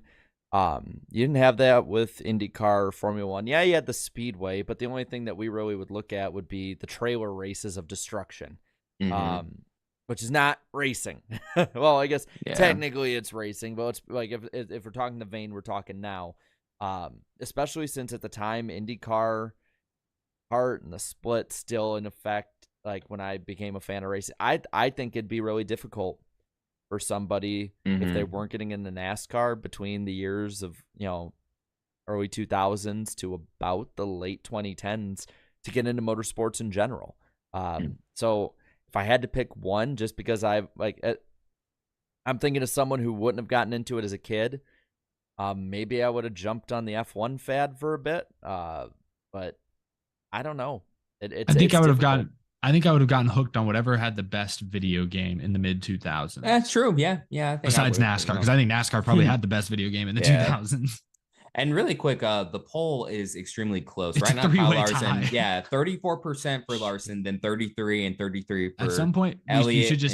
You should just end it at some point, and it always like at the last minute picks which one's actually ahead, and it will just. Right now the 5's ahead. Should I just end it now? You could if you wanted to. Are you done with super chats? I'll keep. Yeah. We might need to make like a straw poll or something for this. Yeah, we put on the screen live. For sure. Martin for Life fan, thank you so much for the Martin fan for life. Thank you so much for the $5 super chat. Guaranteed, Justin Mark simply said, I don't care who you ref up, just don't take yourself out. Yeah, could have been. Yeah. Be a lot different conversation if he didn't take himself out, for sure. And then people with the $2 super chat, why do you think Elliott is struggling this year? He is? Actually, I don't. Hold on, let me double check this. But I believe he'd be way up in the standings. If he did points per race. Hold on. Okay. I don't think Chase Elliott has like correct me if I'm wrong. I don't think he has a worse finish than like 20th this year. Well, at No, Daytona, he crashed out, but Oh, maybe it was yeah. outside of Daytona. But then yeah. Fontana, didn't he finish top 5 at Fontana before all that went down? Yeah, so Yeah. Yeah, oh my God, he's finished. Yeah, it's 38th, and then he hasn't finished worse than 12th in the races he's been in. So yeah. by the that's pretty way, good. it is completely dead even now at 33%. Holy shit. But I mean, so far this year, I'm just gonna put it like this: Chase Elliott so far this year in 7 races has a total of about a little over 30 points a race. You put that out to the entire season, Chase Elliott would be tied with Denny Hamlin for 4th in the points. If you look at how he's been doing so far, he's made up about 80 points on the cut line in 5 weeks. He's ahead of guys who have run the full season so far, like Ryan Preece, Harrison Burton, Austin Dillon, and Noah Gragson, and Ty Dillon. So Chase Elliott's fine. He's doing fine. Yeah, he's good. Speedway Anywhere with the $5 super chat. Call Ross what you want. I call him the Larsonator. I don't know about that name. I see what you did there. Good one. And then TJ Moorshed with the $5 super chat. Oh, this is a nice one. Got my mom to sit and watch all of Darlington with me. She says, "Oh, I like that hot pink car in the middle of the field." Cheers. Hey! Let's go! Hey, Woo! it worked. That's so it worked. sweet. Yes. I'm glad she thought we were in the middle of the field. That's what's up. Yeah. Hey, to be completely fair, we all knew. Yeah. Like we all knew. Yeah. Oh man, but thank you so much. Andrew Mayer with the $5 super chat. He says North Wilkesboro completely dead until Dale Jr. decided to pull some weeds and on one soggy afternoon in December of 2019. 3.5 years later, it lives again. Yeah, pretty crazy. Pretty crazy. Deserves a lot of credit. Yep. No Thank you, doubt. Dale. Thank you, Jim. Thank you. How'd he do in the Cars Tour race tonight? I don't know. I'm pretty sure it's over. But chat, let us know if you know. And Speedway Anywhere with another $5 super chat. By the way, Michael made a pretty cool shout out to your car during qualifying. Michael. Does he mean Clint, or did Michael Waltrip say something too? Yeah, Michael Waltrip, Michael someone Roots, else, Michael Roots, maybe. I'm not sure. Just if you can clarify for that, let me know, please. Thank you. And then Eric W with another gifted 10 BFM channel memberships. Thank you once again. We are almost done, guys. I promise. Hang in there with me. Hang in there. And I'm just gonna end the poll. Larson wins 35%. Great job. Great job, chat. Dang. Anyways, Hunter Nixon Fishing with the $20 super chat. My biggest problem with the current playoff system is hypothetically you could win. I've heard this before. Yeah, we've heard this before. Yeah. But he says you could have a driver win 35 of the 36 races, but I'm not even a playoff guy, and I'm sick of this argument. Yeah, but if thank you for the super chat, but hold on. We know. You know that is actually possible in the Lapford system too, right? Like that's actually possible. Yeah. If somebody finished second to that person winning the first 35, and then the guy that won them all finished last, and the guy. Now, I get it's more likely in this one, but it's such a terrible argument. I'm sorry. Yeah. Like, I'm not a playoff defender either. By the way, Junior finished 9th.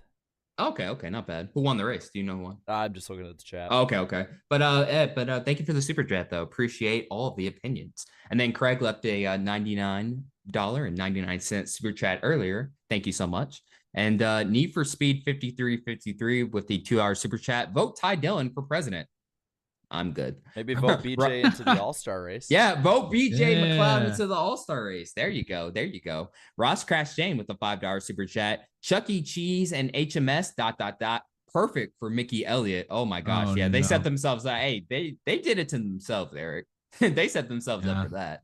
Alex with the $2 super chat. I'm shocked Matt Crafton missed the cut. Oh, he did. For NASCAR's top 75. Yeah. A little surprising, maybe. That's right. I'd have to analyze that list really. So closely. some are saying 6th or 9th, and some are now saying 16th. I don't know. Hey, Chad. He didn't win. He didn't win the race. That's all that matters. We know. Me. All right. Austin with the $5 super chat.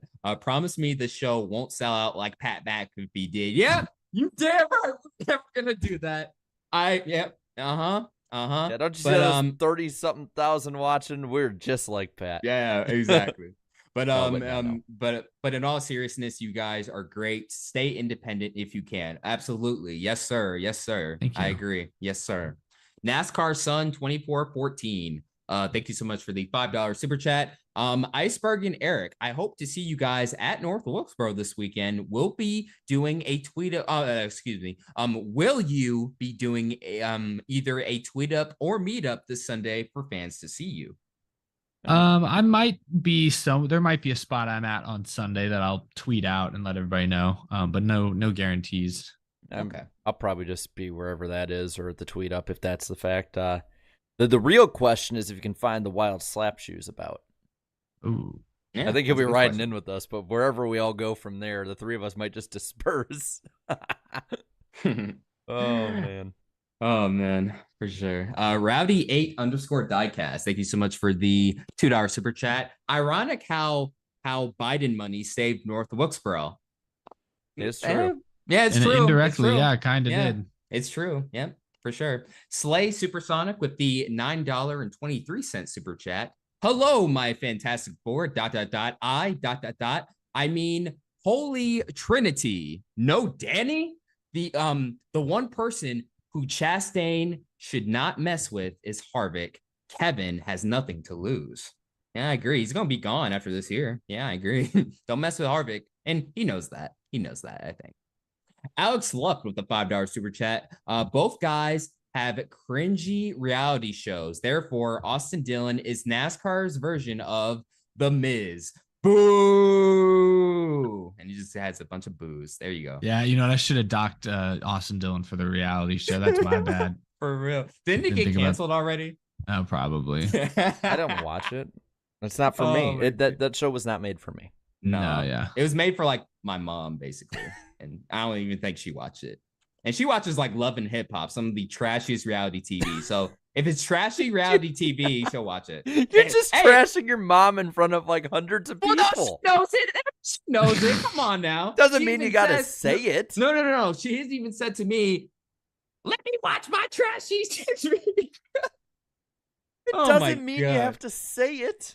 She's fine. She's fine. She'll be all right. She'll laugh about it. Anyways, Eric W gifted another 5 BFM channel memberships. Thank you so much. And he left a comment. Lick the like button. Yes, indeed. Lick the like button before we end tonight. And then 8-Bit Ghost Ripper Dragon left 2 super chats combining for $7. The first is your weekly super chat to Q Chicken Talk. Oh, chicken. There you go. And then number 2, NWP on Twitch when? I don't. Well, We don't have to partner with them. Maybe a simulcast one day. yeah, maybe a simulcast. Yeah, but you know, Twitch sometimes that could be very strict. And also, there might be some other stuff we'll talk. Well, the three of us will probably talk about quickly after the show. There might be another place we could do this one day. Yeah, for sure. And also, he says, I think Eric has the coolest NASCAR merch. Hot take: if you don't have sheet metal or flags, you're not a true fan. Don't at me. About that, but Yeah, I don't know. Yeah, I don't know about that last one, but the other stuff was funny though. So thank you so much. I have an old Stacy Compton fender from 2000 in my closet right now. Real fan. Jarrett's the only real fan. For What? Sure. There's a freaking nose behind Eric. Yeah, I know. Oh, yeah, that's right. One day I'm gonna turn this into a race car bed. Oh, there you go. You gotta get the rear end of it, make it just another Chevy Authentic. Sunny D car. Are you gonna get the cardboard cutout of the driver? Daniel with the $2 super chat. That's why I was asking about the Chase Elliott animatronic. Yeah, imagine that smiling at you at night, right, Darian? For real. Right. Oh gosh. Anyway, Daniel with the $2 super chat. He says, oh my gosh. He says, thank God Darian's hair is up. What you mean? What you trying to say? What you trying to say? Okay, all right. Maybe at times you look like the chick from Cyber Chase. Hey, I love my hair, bro. I don't care, bro. I love it. It took me forever to grow it out. But hey, that's your opinion. Thank you very much. Yeah, to each their own. Dude, Thank you so much. It took me 16 months to grow out my lovely long hair. I remember that. Yes, for sure. And then Sebastian with the $5 super chat. If the North Wilkesboro